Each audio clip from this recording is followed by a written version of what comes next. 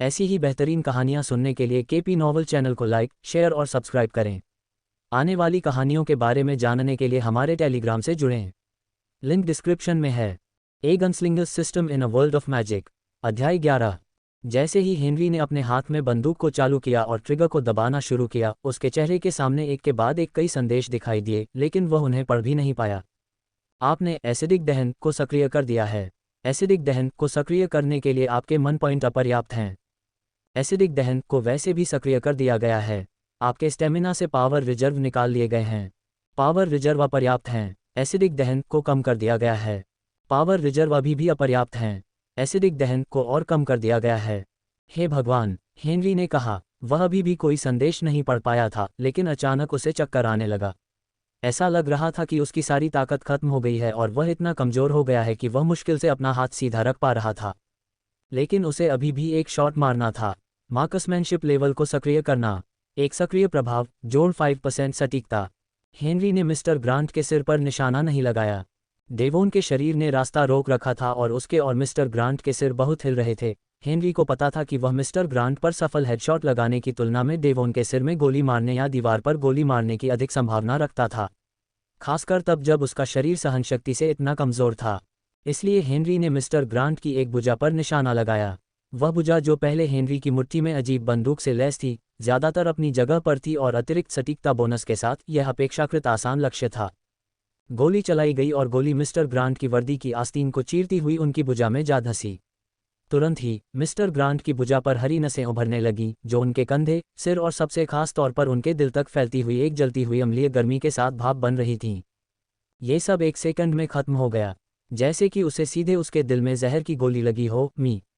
Grant ने अपना सिर उठाया और उसका मुंह दर्द की एक खामोश चीख में खुल गया, जिसे वह वास्तव में कभी मुखर नहीं कर पाया था। इससे पहले कि वह दीवार से टकराता, उसका सिर डेवॉन के कंधे पर गिरता और उसका शरीर लड़खड़ाता। बेजान। खोज पूरी हुई। किल रिवॉर्ड 45 एक्सपी। सब क्वेस्ट रिवॉर्ड 30 एक्सपी। तारांकन निक्स को 15 एक्सपी मिले हैं। आपको स्किल एक्सपी मिली है। हेनरी खड़ा नहीं रह सका।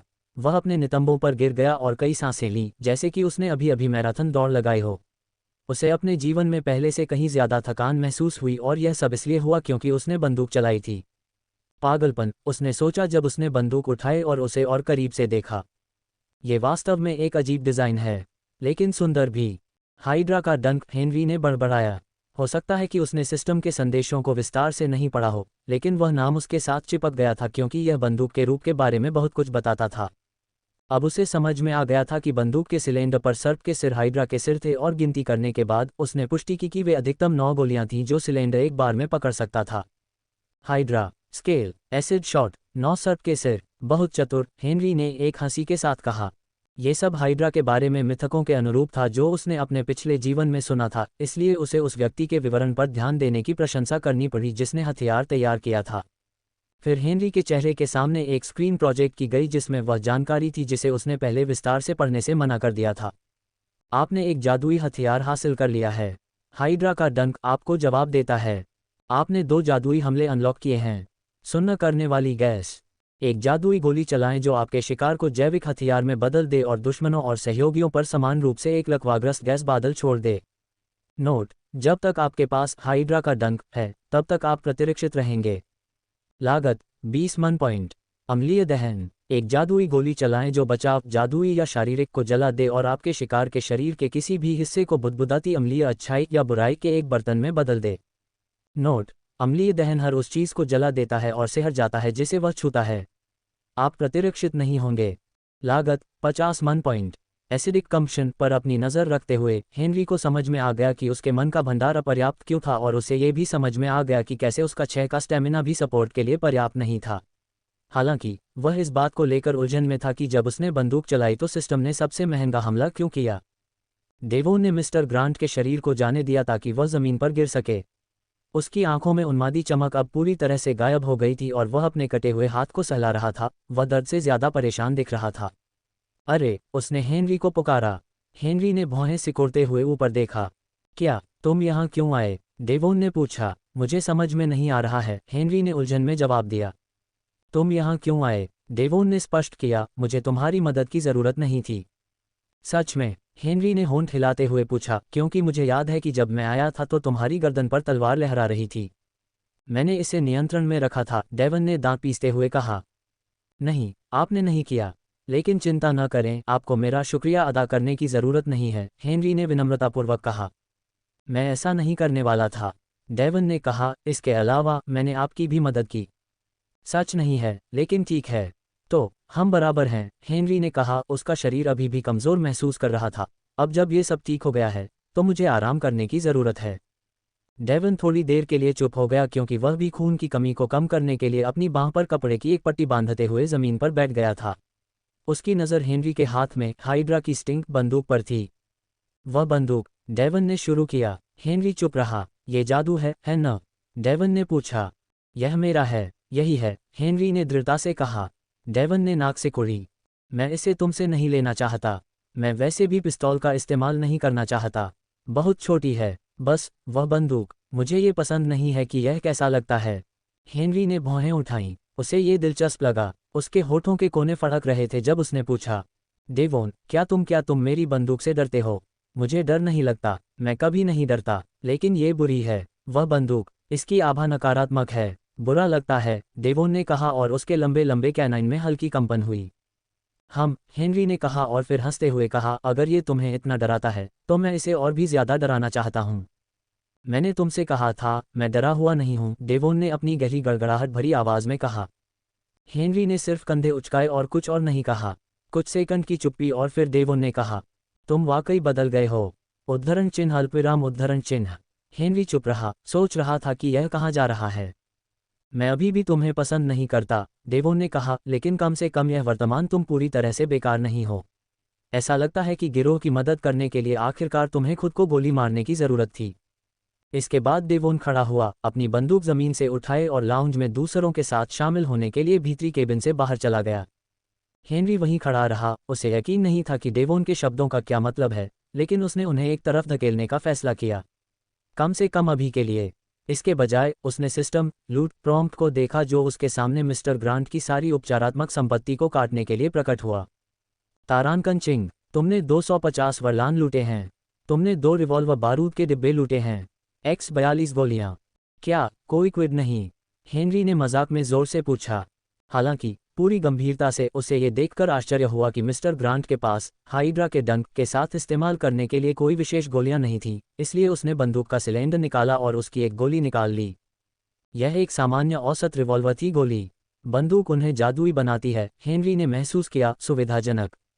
उसने सिलेंडर को वापस अंदर डाला और एक ही विचार के साथ उसने इन्वेंट्री इंटरफेस को प्रकट किया और उसमें हाइड्रा का डंक रखा। फिर चारों ओर देखने के बाद वह सामान्य रिवॉल्वर लेने के लिए अंदर के केबिन में आया था और फिर वह लाउंज में दूसरों के साथ शामिल होने के लिए चला गया। हरे रंग की सुन्न करने वाली गैस पहले ही खत्म हो चुकी थी और हर कोई अपने पैरों पर वापस आ गया था, अपने पक्षाघात के आखिरी कुछ जिद्दी प्रभावों को झटकते हुए। एंगस ने अपनी छाती को अपनी बांह के नीचे दबा रखा था, जबकि वे सभी कक के शरीर के चारों ओर खड़े थे, उसकी मौत पर शोक मना रहे थे। हेनरी ने उनकी ओर एक कदम बढ़ाया, इससे पहले कि उसकी नज़र वॉरलॉक पर पड़ी, जिसके सिर में एक छेद था। उसने तुरंत लूट बटन पर टैप किया। आपने 320 वरलान लूटे हैं। आपने 10 सोना लूटा है। आपने एक उत्कीर्ण चांदी की अंगूठी लूटी है। आपने एक जादुई स्क्रॉल लूटा है। हेनरी का मुंह खुला रह गया। सोना, एक सिक्का जो एक अलग आकार में ढाला गया था और इस दुनिया की मुद्रा की ऊंचाई के बराबर था। एक सोने की कीमत 200 वरलान थी और उसे एक ही बार में 10 मिल गए थे। ये दुनिया कितनी भी अजीब क्यों ना हो, धन संपत्ति अर्जित करने की संभावना हेनरी को उत्साहित करती थी, लेकिन उसे खुद को बैठक में मौजूद गंभीर माहौल की याद दिलानी थी और कम से कम ऐसा व्यवहार करना था जैसे कि वह अपने एक साथी की मृत्यु पर दुखी है, जिसकी उसे कोई परवाह नहीं थी। पदचिह्नों की आवाज़ ने शोक के माहौल को तोड़ दिया और गिरोह के सदस्यों की नज़रें फर्स्ट क्लास लाउंज के प्रवेश द्वार पर चली गईं, जहां चार्ल्स और स्टीफन आ रहे थे। दोनों के शरीर पर कट और खरोंच के निशान थे, लेकिन वे अपेक्षाकृत ठीक दिख रहे थे। ओह, चार्ल्स ने कहा जब उसने लाउंज में हुए नुकसान को देखा और आखिरकार कक के शरीर पर नजर डाली। हमने बहुत कुछ खो दिया। हो, तुम कहाँ थे? टोनी ने पूछा। ठीक है, तुम्हारे और हेनरी के चले जाने के बाद हमें सावधानी से आगे बढ़ना था। अभी भी बहुत से लोग हम पर गोली चला रहे थे, स्टीफन ने अपनी बहन की ओर चलते हुए कहा। उसकी नज़रें उसकी पीठ पर एसिडिक जलन पर थीं। ट्रिस, उसने चिंता में पुकारा। ट्रिस ने अपने घाव को देखने का प्रयास किया, लेकिन फिर मुस्कुराने में कामयाब रही, हालांकि यह स्पष्ट था कि यह अभी भी चुप रहा था। मैं ठीक हो जाऊंगी। चार्ल्स ने लाउंज में मौजूद सभी लोगों को एक एक करके देखा और फिर एंगस को देखा, जो थोड़ा निराश लग रहा था क्योंकि वे देर से आए थे। उसने हाथ उठाया और अपने सिर के पीछे खुजलाया और लूट का बैग आगे बढ़ाया। हे, हम सिर्फ मौज मस्ती के लिए पीछे नहीं रुके थे। जब कोई और आदमी हमारी तरफ नहीं आया तो हम पैसेंजर कारों में वापस गए और लोगों से पूछा कि उन्हें क्या देना है। उन्होंने जो गोलियों की आवाज़ सुनी थी उससे वे बहुत सहयोगी बन गए। अतिरिक्त लूट की आवाज़ ने एंगस की निराशा को थोड़ा कम किया और उसे वॉरलॉक के शरीर की तलाशी लेने के लिए भी कहने की याद दिलाए। उसके जैसे लोगों के पास हमेशा अच्छी चीज़ें होती हैं, उसने कहा। टोनी तलाशी लेने के लिए आगे बढ़ा और उसने एक पूरा मिनट जेबों से पैसे निकालकर वॉरलॉक के कपड़ों में छिपे हुए स्थानों को खोजने में बिताया, क्योंकि चाहे वह कितनी भी मेहनत करे कुछ भी नहीं मिला। यह अजीब है, एंगस ने बड़बड़ाते हुए कहा। वॉरलॉक के पास कुछ भी न होना बिल्कुल भी नहीं था। हेनरी पहले से ही खिड़की के पास एक सीट पर बैठा हुआ था और बाहर देख रहा था। वह पूरी तरह से शांत था और बाकी लोग उसकी इन्वेंट्री में सुरक्षित रूप से लूट की तलाश कर रहे थे। उसने एक बार भी यह नहीं सोचा कि उसके पास क्या है। उसके बाद गिरोह ने लाउंज में सीटें ले लीं। वे तय समय से थोड़ा पहले ही समाप्त हो गए थे, इसलिए अब उन्हें बस चौराहे का इंतजार करना था ताकि वे न्यू फ्रॉयडन लौटने वाली ट्रेन में सवार हो सकें। 20 मिनट बाद हेनरी खिड़की से बाहर देख रहा था जब उसे सिस्टम से एक सूचना मिली। आपको एक निमंत्रण मिला है। हाँ, अचानक हेनरी ने उलझन में सोचा, किसकी ओर से निमंत्रण? उसने संदेश पर टैप किया और एक लिफाफा दिखाई दिया और एक संक्षिप्त संदेश के साथ खोला। महान शिल्पकार अल्मिनिस्टर एल्टुगॉड आपको एक निमंत्रण जारी करता है। क्या आप स्वीकार करेंगे? हेनरी और भी उलझन में था। वह अल्मिनिस्टर नामक किसी को नहीं जानता था और समझ नहीं पा रहा था कि वे उसे निमंत्रण क्यों जारी करेंगे। साथ ही कहाँ के लिए निमंत्रण, और उन्होंने सिस्टम के जरिए उसे निमंत्रण क्यों या कैसे जारी किया। जब हेनरी निमंत्रण में मग्न था, टोनी उसके ठीक सामने वाली सीट पर बैठ गया। क्या तुम्हें किसी बात से परेशानी है? हाँ, हेनरी ने टोनी की ओर देखते हुए कहा। तुम क्यों पूछ रहे हो? तुम्हारी भौहें आपस में सिकुड़ी हुई हैं, टोनी ने कहा। कुछ नहीं है। अगर तुम ऐसा कहते हो, टोनी ने कहा और फिर अपनी आवाज़ कम कर ली। तो तुम बंदूक चलाने में इतने अच्छे कब हो गए? हेनरी की दाहिनी आंख फड़क उठी। मैं हमेशा से अच्छा निशानेबाज रहा हूं। तुमने पिछले हफ्ते खुद को गोली मार ली, टोनी ने इशारा किया। थोड़ी सी गलती, कोई भी व्यक्ति परिपूर्ण नहीं होता, हेनरी ने बेशर्मी से कहा। टोनी ने भौहें सिकुड़ी, उसकी आवाज़ अभी भी धीमी थी। लेकिन तुम हो, कम से कम तुम पूरे दिन परफेक्ट रहे हो। कोई भी व्यक्ति जो इतने सारे सफल शॉट लगा सकता है, वह खुद को बेवकूफ़ी से गोली नहीं मारता। आह, कितना संदिग्ध, हेनरी ने अपनी नाक के पुल को पकड़ते हुए सोचा। तो तुम क्या कह रहे हो? उसने धीरे से पूछा। क्या तुम सुझाव दे रहे हो कि मैं अचानक अच्छा हो गया? टोनी ने अपनी नज़रें टिकाए रखीं। नहीं, मैंने तुम्हारे कामों में कुछ हद तक अनुभव देखा है। तुम कुछ समय से अच्छे हो। हेनरी ने भौहें सिकोड़ी और कुछ नहीं कहा, लेकिन टोनी अभी भी शांत था। ... लेकिन आप जैसा अच्छा व्यक्ति चुपचाप खुद को कमज़ोर साबित होने दे रहा है। चुपचाप बकवास कर रहा है, हाल ही में खुद को परेशान होने दे रहा है और नौकरी पर जाने के बाद ही अपना हुनर दिखा रहा है। हेनरी की भौहें गहरी हो गईं। मैं इसका सम्मान करता हूँ, टोनी ने अचानक कहा। क्या? हेनरी ने चौंकते हुए कहा। मैंने कहा कि मैं इसका सम्मान करता हूँ, टोनी ने मुस्कुराते हुए कहा और अपनी सीट पर पीछे झुक गया। इतना विकृत होना और इतना अपमान सहना, मैं ऐसा कभी नहीं कर सकता। ये सब सहने के लिए एक मर्दवादी की ज़रूरत होती है। आपकी पसंद अजीब है, लेकिन मैं इसका सम्मान करता हूँ। हेनरी ने पलकें झपकाईं। ऐसा लग रहा था कि टोनी ने मामले को अपने तरीके से तर्कसंगत बनाया था। सही तरीका नहीं, लेकिन शायद हेनरी के लिए इस समय सबसे अच्छा तरीका। लेकिन अब आपने अपना हुनर दिखा दिया है। अब आप कैंप में छिपकर नहीं रह पाएंगे जबकि हम बाकी लोग काम करेंगे। अब तुम हम में से एक हो। टोनी ने हाथ बढ़ाया और हेनरी ने मुस्कुराते हुए उसे थामा और हाथ मिलाया। मैं इसके साथ रह सकता हूँ।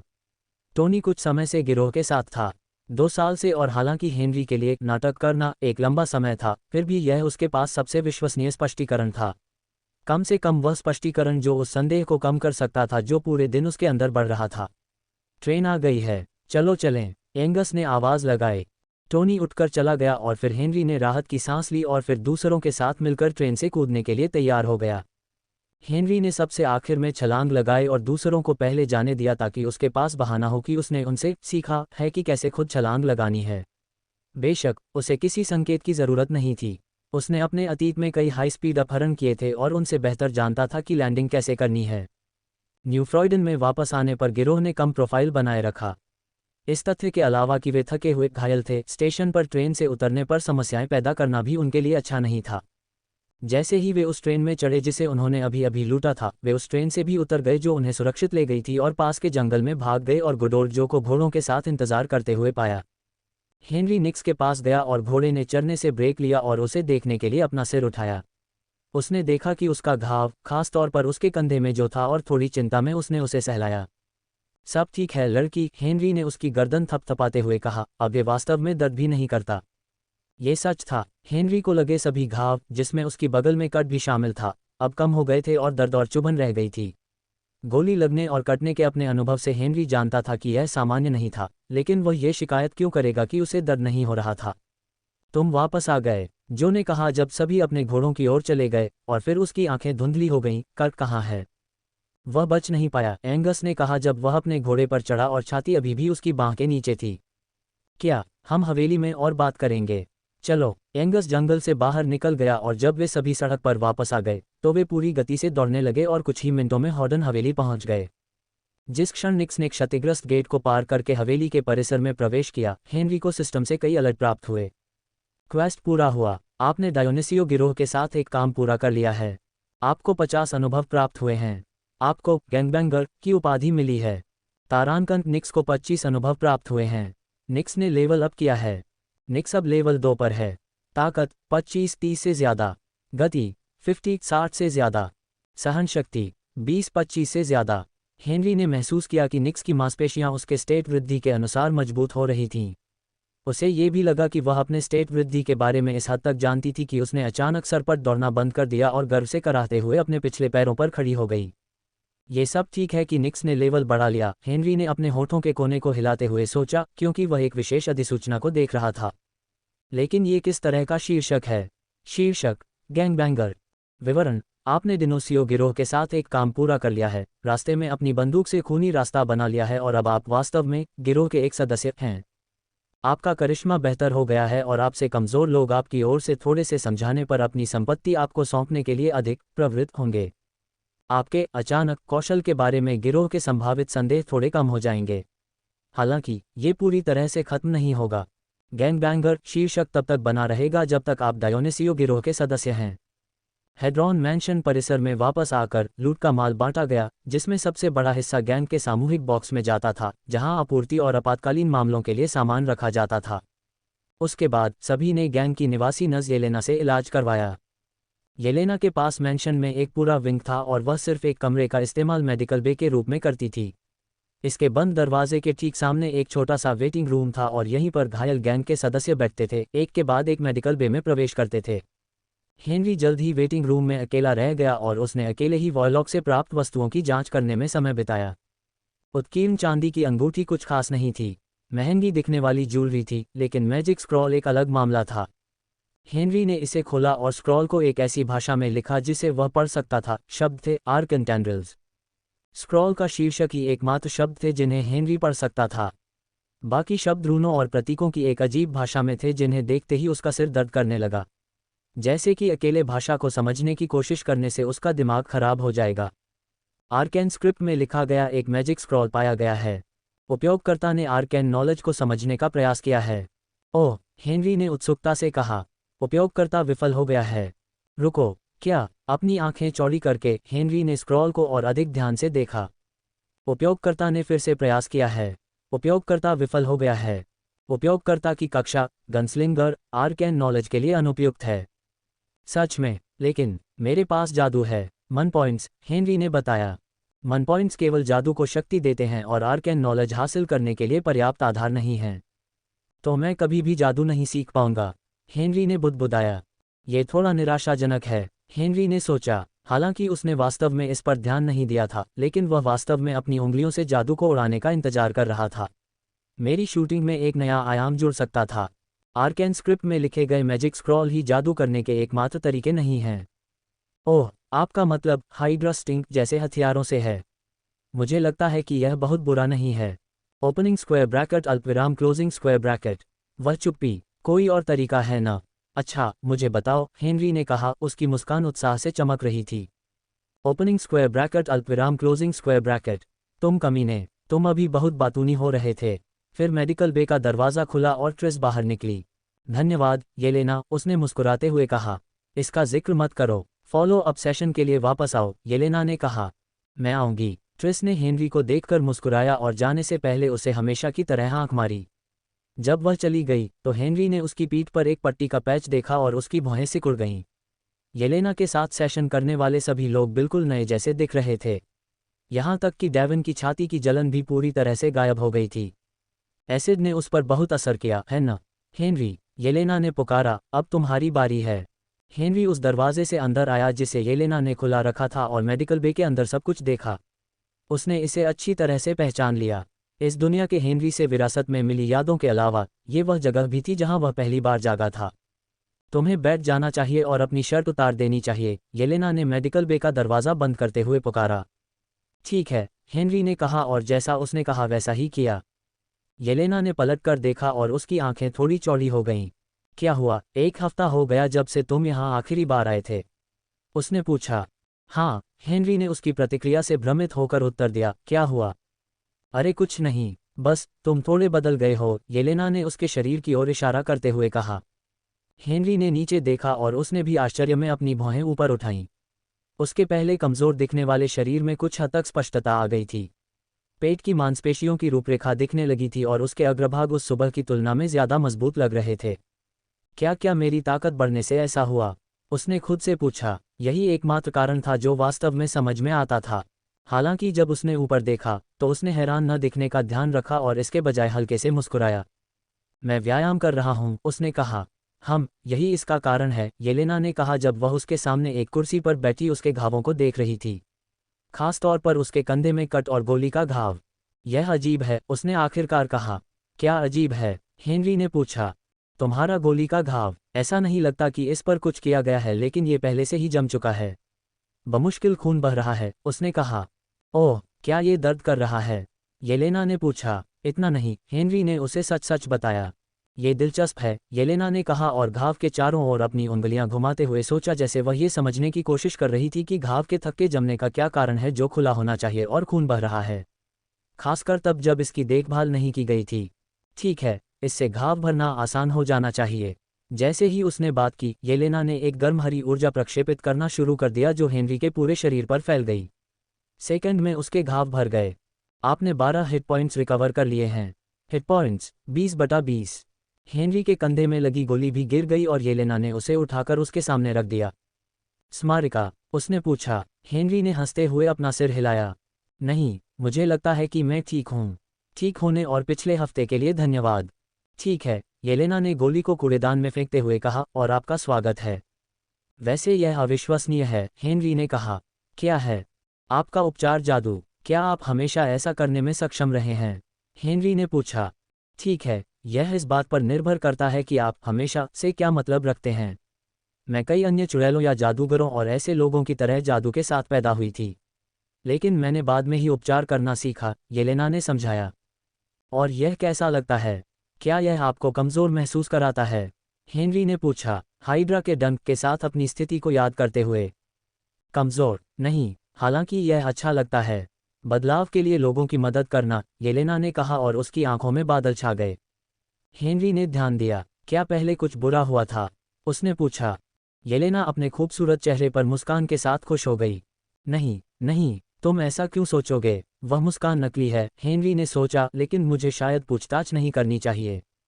कुछ सेकंड बीत गए और फिर येलेना ने थोड़ी अजीब चुप्पी तोड़ी।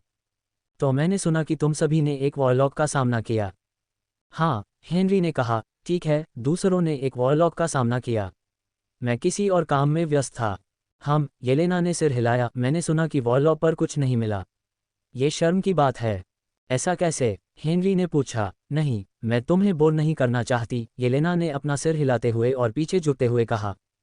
बकवास, यह क्या है? हेनरी ने एक सौहार्दपूर्ण मुस्कान के साथ पूछा। येलेना का चेहरा फिर से धुंधला हो गया और उसने एक आह भरी। ठीक है, मैं केवल एक ही मंत्र जानती हूँ, आप देखिए, उपचार। और यह वास्तव में एक मंत्र भी नहीं है क्योंकि यह मेरे लिए बहुत सामान्य है। ये बस, जब मैंने वॉरलॉक के बारे में सुना तो मैंने सोचा, ओह, उसके पास कुछ ऐसा होगा जो इसे बदल सकता है, लेकिन ऐसा नहीं था। लेकिन यह वास्तव में ठीक है। ऐसा नहीं है कि मैं आप सभी से वॉरलॉक से मिलने की उम्मीद कर रहा था, जबकि आप अपनी जान जोखिम में डाल रहे थे। और अगर आपको कुछ मिल भी गया तो आपने इसके लिए अपनी जान जोखिम में डाल दी। कक की तो मौत भी हो गई। मुझे क्या अधिकार था? खैर, मेरी बात सुनो। अब तुम ठीक हो गई हो, तुम्हें जाना चाहिए। येलेना अपनी सीट से खड़ी हो गई और जब उसने उसे मुड़ते हुए देखा तो हेनरी ने भौहें सिकोड़ लीं। ये सब क्या था? उसने संदेह से भौहें सिकोड़ते हुए खुद से पूछा। क्या वह लूट के लिए मछली पकड़ने की कोशिश कर रही थी? क्या उसे पता है कि मैंने वॉरलॉक को लूटा है? लेकिन वह कैसे जान सकती थी? हेनरी ने देखा कि येलेना मेडिक बे में एक डेस्क पर चली गई और बिना किसी उद्देश्य के सामान को इधर उधर कर रही थी। वह स्पष्ट रूप से बस खुद को व्यस्त रख रही थी ताकि उसे मुड़कर उसका सामना न करना पड़े। आह, मुझे चो दो, उसने गाली दी। येलेना, उसने पुकारा। चुड़ैल मुड़ी और उसकी नज़र हेनरी के हाथ में स्क्रॉल पर पड़ी जिसे उसने उसकी ओर बढ़ाया था। वह क्या है? उसने पूछा। हेनरी ने आह भरी। कुछ ऐसा जो मैंने वॉरलॉक से किसी और के आने से पहले ही चुरा लिया था। इसे ले लो। सिस्टम के अनुसार ये वैसे भी मेरे लिए किसी काम का नहीं है। ओह, लेकिन शायद मैं इसे बेचने के लिए किसी को ढूंढ सकता था, कुछ पैसे कमा सकता था। आह, लेकिन मैंने इसे पहले ही निकाल लिया है। अब इसे वापस लेना मेरे लिए बहुत बेशर्मी होगी। लेकिन मैं बेशर्म हो सकता हूँ। आह, भूल जाओ, मेरे बड़े मुंह की वजह से ही यह हुआ। येलेना का चेहरा खिल उठा, उसकी हरी आंखें चमक उठीं। रुको, सच में? उसने हेनरी की ओर कदम बढ़ाते हुए पूछा। हेनरी मुस्कुराया। जब वह उसे इस तरह देख रही थी तो मुस्कुराना मुश्किल था। सच में, उसने कहा। लेकिन इसे पाने के लिए तुम मर भी सकती थी। येलेना ने कहा। मैं नहीं कर सकती थी। इसे ले लो, हेनरी ने मजाकिया ढंग से बुदबुदाते हुए कहा। मेरी बाँह थक रही है। येलेना ने हाथ बढ़ाया और स्क्रॉल ले लिया। उसके खूबसूरत चेहरे पर एक चमकीली मुस्कान थी। धन्यवाद, तुम ठीक हो, हेनरी ने कहना शुरू किया, इससे पहले कि उसके सिर में एक अलर्ट की आवाज़ सुनाई दी, जिसके बाद कई सारे नोटिफिकेशन आए। तुमने येलेना को एक जादुई स्क्रॉल उपहार में दिया है। येलेना की तुम्हारे प्रति स्वीकृति बढ़ गई है। तुम्हें 50 अनुभव मिले हैं। तुमने वैकल्पिक खोज शुरू कर दी है, येलेना। यह क्या है? अपना ख्याल रखना, येलेना ने मेडिकल बे के द्वार पर हेनरी से कहा। मैं रखूंगा, हेनरी ने दरवाजे से बाहर निकलते हुए उससे कहा। अपनी खून से सनी शर्ट वापस पहन ली। और स्क्रॉल के लिए फिर से धन्यवाद। मैं वास्तव में इसकी सराहना करता हूँ। हेनरी बस मुस्कुराया। उसे उसकी कृतज्ञता के और अधिक दावे की आवश्यकता नहीं थी क्योंकि सिस्टम ने पहले ही इसकी पुष्टि कर दी थी। उसके साथ अपनी बढ़ी हुई स्वीकृति के लिए उसे मिले 50 एक्सपी के रूप में एक पुष्टि। अंतिम सिर हिलाकर येलेना ने दरवाज़ा बंद कर दिया और हेनरी ने अपनी आंखें सिकुड़कर अपनी मुस्कान गिरा दी। एक ही विचार के साथ उसे कुछ मिनट पहले प्राप्त अधिसूचना फिर से दिखाई दी और उसने देखा कि यह एक अतिरिक्त विंडो में विस्तारित हो गई जिसमें विवरण था। आपने वैकल्पिक खोज को ट्रिगर किया है, येलेना। वैकल्पिक खोज, येलेना। चुड़ैल, येलेना के पास एक रहस्य है। पता लगाएं कि यह क्या है। पुरस्कार 500 एक्सपी। नोट, इस खोज को स्वीकार करने से आपको और भी अधिक पुरस्कार के साथ अनुवर्ती खोज प्राप्त करने का लगभग निश्चित मौका मिलता है। क्या आप वैकल्पिक खोज को स्वीकार करेंगे? हाँ, नहीं। हेनरी ने खोज विवरण को कई बार पढ़ा और वह कभी नहीं रुका अपनी आंखें सिकोड़ते हुए। केवल इनाम ने ही खोज को आकर्षक बना दिया था, लेकिन हेनरी को सामान्य ज्ञान से पता था कि सिस्टम में अब तक प्राप्त किसी भी एकल पुरस्कार से 10 गुना अधिक इनाम शामिल करने का मतलब था कि खोज या तो बहुत कठिन होने वाली थी या रहस्य अविश्वसनीय रूप से विशाल था। ये दोनों भी हो सकता है। हाँ पर क्लिक करने से पहले उसका हाथ एक सेकंड के लिए हाँ नहीं कॉलम पर मंडराता रहा। आपने वैकल्पिक खोज स्वीकार कर ली है। शुभकामनाएं। चुनना आसान था। जब एक बार लेवल अप करने से उसे बढ़े हुए आंकड़े मिले थे जिससे उसकी ताकत में तुरंत सुधार हुआ था, तो उसे इतना अनुभव प्राप्त करने का मौका क्यों छोड़ना चाहिए।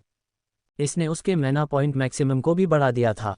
जिसके बारे में बात करते हुए, स्टेटस, नाम हेनरी मॉर्गन, स्तर 180/200 अनुभव, जाति मानव, वर्ग गनस्लिंगर, शीर्षक गैंगबैंगर, हिट पॉइंट 20/20, मन पॉइंट 15/30, ताकत 11, चपलता 7, सहनशक्ति 6, धारणा 7, कौशल मार्कसमैनशिप स्तर 1, टैमिंग स्तर 1 लेस देन, सक्रिय उपकौशल बॉन्डिंग ग्रेटर दैन। ओह, हेनरी ने अपने मन पॉइंट्स को देखते हुए कहा, यह ठीक हो रहा है। मन पॉइंट्स स्वाभाविक रूप से ठीक होते हैं। ठीक होने की गति शरीर के स्वास्थ्य और शारीरिक सहनशक्ति जैसे कारकों पर आधारित होती है। जब आपका शरीर आराम पर होता है तो आप मन पॉइंट्स को तेजी से ठीक करते हैं। जानकर अच्छा लगा। हेनरी ने येलेना के विंग को छोड़ दिया, लेकिन जब वह एंगस और गैंग के बाकी सदस्यों से मिलने के लिए मीटिंग हॉल की ओर सीढ़ियों से ऊपर गया तो उसका ध्यान सिर्फ वैकल्पिक क्वेस्ट पर था जिसे उसने अभी अभी स्वीकार किया था। येलेना का रहस्य क्या था? येलेना सिर्फ 4 महीने से गैंग की सदस्य थी, उतने ही समय तक जब डायोनिसियो गैंग हेड्रॉन मैंशन में था। वास्तव में जब वे वहां पहुंचे और इसे बेस बनाने का फैसला किया तो उन्होंने वहां चुड़ैल को पाया जिसने पहले ही उस जगह को अपना घर बना लिया था। गैंग में बाकी सभी लोगों की तरह उसे स्वीकार नहीं किया गया, बल्कि वह उन्हें स्वीकार करने वाली थी और उसने खुशी खुशी ऐसा किया। उसने तुरंत घोषणा की कि उसके पास जादू है और वह उनके किसी भी घाव को ठीक कर सकती है। आपके पास अभी भी एक अनुत्तरित आमंत्रण है। महान शिल्पकार अल्मिनिस्टर एल्टुगॉड आपको एक आमंत्रण जारी करता है। क्या तुम स्वीकार करोगे? ओह हाँ, अभी भी यह है। हेनरी ने बड़बड़ाते हुए सीढ़ियों से दूर मुड़कर हवेली में अपने कमरे में चला गया। मुझे समझ में नहीं आता कि मैं किसी ऐसे व्यक्ति से एक अजीब निमंत्रण क्यों स्वीकार करूं जिसे मैं नहीं जानता, एक ऐसी दुनिया में जहां मैं अभी अभी अभ्यस्त हो रहा हूं। मैं मना कर दूंगा। हेनरी ने अपनी ठुड्डी को अपने अंगूठे और तर्जनी के बीच पकड़े हुए सोचा। क्या आप निश्चित हैं? स्वीकार करने के लिए कोई प्रोत्साहन नहीं है ना? ओपनिंग स्क्वायर ब्रैकेट अल्पविराम क्लोजिंग स्क्वायर ब्रैकेट। आपको एक वैकल्पिक खोज मिली है। ओह, वैकल्पिक खोज। एल्मिनिस्टर एल्टुगॉड से मिलें। पुरस्कार 30 अनुभव। क्या आप वैकल्पिक खोज स्वीकार करेंगे? हाँ, नहीं। हेनरी ने अपनी भौहें ऊपर करके अपने जबड़े को सहलाया। बस ऐसे ही एक खोज निकाल रहा हूँ। आप वास्तव में चाहते हैं कि मैं इस आदमी से मिलूं? ओह ठीक है, मैं काट लूंगा। हेनरी ने हाँ पर क्लिक किया। आपने वैकल्पिक खोज स्वीकार कर ली है। शुभकामनाएं। इंटरफेस पर फिर से आमंत्रण दिखाई दिया और एक छोटी सी मुस्कान के साथ हेनरी ने कहा, मैं स्वीकार करता हूँ। उसे यकीन नहीं था कि वह क्या उम्मीद कर रहा था, लेकिन हेनरी निश्चित रूप से आश्चर्यचकित था जब जादुई ऊर्जा से भरी एक रेखा उसके सामने दिखाई दी और एक व्यापक गोलाकार आकार में फैल गई जो उसके शरीर के चारों ओर लिपट गई और उसे पूरी तरह से निगल गई। सबसे पहले अंधेरा था। हेनरी को लगा कि उसे खींचा जा रहा है, लेकिन किस माध्यम से और कहाँ उसे पता नहीं था। फिर खिंचाव बंद हो गया और अंधेरे को कार्यशाला जैसी दिखने वाली दीवार में फ्यूज किए गए कई लैंपों से आने वाली रोशनी ने दूर भगा दिया। अधूरे काम कई डेस्क और दीवारों पर बिखरे हुए थे। हर जगह अजीब लेकिन अद्भुत डिजाइन के दस्तावेज थे। हेनरी ने कमरे के हर कोने को देखने के लिए मौके पर ही घूमना शुरू कर दिया। उसे अभी अभी एहसास हुआ था कि कोई दरवाज़ा या स्पष्ट निकास नहीं है जब उसने एक आवाज़ सुनी। तुम सच में आए? हेनरी ने पलटकर देखा और एक चमड़े के एप्रन वाले एक बूढ़े आदमी को काउंटर के पीछे खड़ा देखा। बूढ़े आदमी के बाल बिल्कुल सफ़ेद थे और उसके कंधे से नीचे तक पहुंच रहे थे। उसके पास एक पूरी और स्पष्ट रूप से शानदार दाढ़ी भी थी जो उसके बालों की तरह ही सफ़ेद थी और उसकी छाती तक फैली हुई थी। क्वेस्ट एल्मिनिस्टर एल्टुगॉड से मिलें। क्वेस्ट पूरा हुआ। आपको 30 एक्सपी मिले हैं। Level up. आप अब लेवल 3 पर हैं। हिट पॉइंट अधिकतम 30 तक बढ़ गए। माना पॉइंट अधिकतम 40 तक बढ़ गए। आपके पास 6 असंबद्ध स्टेट पॉइंट हैं। एक के बाद एक नोटिफिकेशन डिलीवर किए गए, लेकिन हेनरी ने उन पर ज्यादा ध्यान नहीं दिया। असहज भावना के कारण उसकी नज़र एल्मिनिस्टर पर ही रही। तुमने मुझे आमंत्रित किया। मैंने किया, एल्मिनिस्टर ने कहा और उसके होठों के कोने फड़कने लगे, इससे पहले कि वह अंततः द्वेष से भरी एक खिलखिलाती हुई हंसी में फूट पड़े। हा, हर कुछ शताब्दियों में आप में से कोई एक सुंदर निमंत्रण के लिए गिर जाता है और यह कभी भी संतोषजनक नहीं होता है। ठीक है बेटा, इसे सौंप दो। क्या सौंपना है? हेनरी ने उलझन में पूछा। एल्मिनिस्टर ने अपनी नीली आंखें घुमाई। ओह, मेरे साथ शर्मीली मत बनो। इसे मुझे दे दो। रुको, तुम्हारे पास कौन सा है? मैं वास्तव में नहीं जानता कि तुम किस बारे में बात कर रहे हो, हेनरी ने कहा। तुम्हारे पास एक असली एल्मिनिस्टर है। अगर तुम्हारे पास नहीं होता तो तुम्हें मेरा निमंत्रण नहीं मिलता और तुम यहाँ नहीं होते, एल्मिनिस्टर ने अपनी उंगलियां चटकाने से पहले झल्लाहट में कहा। हेनरी के पैरों के चारों ओर एक घेरा दिखाई दिया और उसके शरीर को ऊपर और नीचे स्कैन किया। जैसे ही स्कैनिंग समाप्त हुई, एल्मिनिस्टर ने अपनी आंखें बंद करके अपनी दाढ़ी को सहलाया और उसके होठों से एक विचारपूर्ण ध्वनि निकल रही थी और फिर उसकी आंखें समझ के साथ खुलीं। हाइड्रा का डंक। ओह, ये वह कमज़ोर चीज़ है। खैर, एक एल्मिनिस्टर है, इसलिए मैं अभी भी इसे वापस चाहता हूँ। ओह, लेकिन ये क्या है? एक सब स्पेस स्टोरेज। मैं मान लूंगा कि यह केवल आपके लिए सुलभ है और मैं बलपूर्वक बंदूक जब्त नहीं कर पाऊंगा। ठीक है, कम से कम जब तक आप अभी भी जीवित हैं तब तक नहीं, लेकिन हम इसे जल्दी से ठीक कर सकते हैं। देखो, मेरा ऑटोमेटन। एल्मिनिस्टर की उंगलियों का दूसरा झटका और हेनरी के सामने जमीन पर एक नया चक्र दिखाई दिया। यह जमीन से ऊपर उठा और जैसे ही यह हुआ, एक आकृति प्रकट हुई।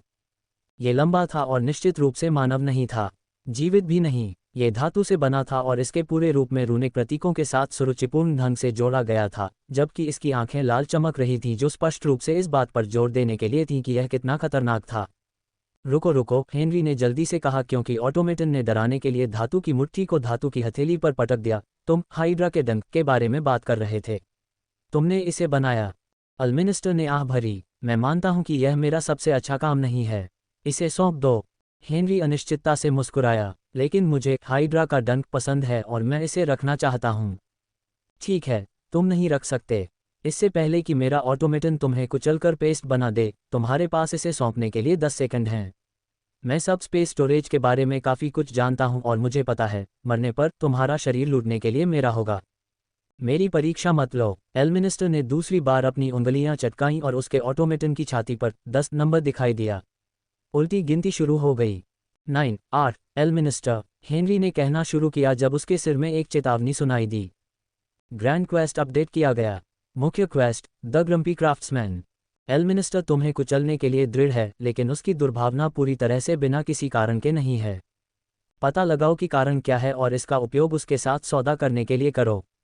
पुरस्कार 50 XP। जब तक आप ये क्वेस्ट पूरा नहीं कर लेते तब तक आपको अपनी इन्वेंट्री से जादुई हथियार हाइड्रा का डंक वापस पाने की अनुमति नहीं दी जाएगी। शुभकामनाएं, तुम कमीने, हेनरी ने सोचा। उसे इस बात का पूरा यकीन था, सिस्टम को पता था कि ऐसा होगा और उसने उसे जानबूझकर लुभाया था ताकि वह निमंत्रण स्वीकार कर ले और इस पागल शिल्पकार से मिल सके। 3, 2, 1, समय समाप्त हो गया। ऑटोमेटन झूल गया। तारांकन बम, तारांकन, और हेनरी उड़ गया। धमाका, तारांकन, आपने 5 हिट पॉइंट खो दिए हैं। Hit point 25/30। हेनरी की पीठ दीवार से इतनी जोर से टकराई कि वह झुक गया और उसके अंदरूनी अंग झटके से कांप उठे। वह जमीन पर गिर गया, लेकिन उसे सांस लेने या दर्द से कराहने का समय नहीं मिला क्योंकि ऑटोमेटन की मुट्ठियां उसके चेहरे पर आ गईं। हेनरी ने एक तरफ छलांग लगाई, लेकिन वह मुश्किल से बच पाया। ऑटोमेटन की मुट्ठियां दीवार से टकराईं और उसके चेहरे पर लगी हवा ने हेनरी की आंखें चौड़ी कर दी क्योंकि वह खतरे में था। लानत है, हेनरी ने कसम खाए और फिर कुछ मिनट पहले मिले स्टेट पॉइंट्स को याद किया। पिछली बार के विपरीत अब वह समझ गया था कि उनका उपयोग कैसे करना है और उसे पता था कि इस लड़ाई में उसे क्या चाहिए। मैं 3 को चपलता में और 3 को शक्ति में लगाऊंगा। ताकत 11-14 से ज़्यादा। चपलता 7-10 से ज़्यादा। हेनरी की मांसपेशियों में और भी ताकत आ गई और उसका शरीर हल्का महसूस होने लगा, जो सौभाग्य की बात थी क्योंकि ऑटोमेटन फिर से उसकी ओर आया और उसकी आंखें और भी गहरे लाल रंग की हो गईं, जैसे कि वह इस बात से नाराज़ था कि उसने अभी तक अपना काम पूरा नहीं किया है। वह अपने हमलों में और भी ज़्यादा तीव्र और निर्मम हो गया। हेनरी का मानना था कि ऑटोमेटन के पास अपने विचार या भावनाएं नहीं थीं और वह जो कुछ भी दिखा रहा था वह उसके निर्माता का ही विस्तार था। निश्चित रूप से, जब उसने एल्मिनिस्टर के चेहरे पर एक नज़र डाली तो उसने पाया कि बूढ़ा आदमी अपनी बाहें अधीरता से मोड़े हुए घूर रहा था। अगली बार जब हेनरी पर वार हुआ तो वह पूरी तरह से चकमा देने के बजाय किनारे हट गया और जब ऑटोमेटन की बाँह उसके सामने फैली तो उसने उसे पकड़ लिया और जोर से खींचा।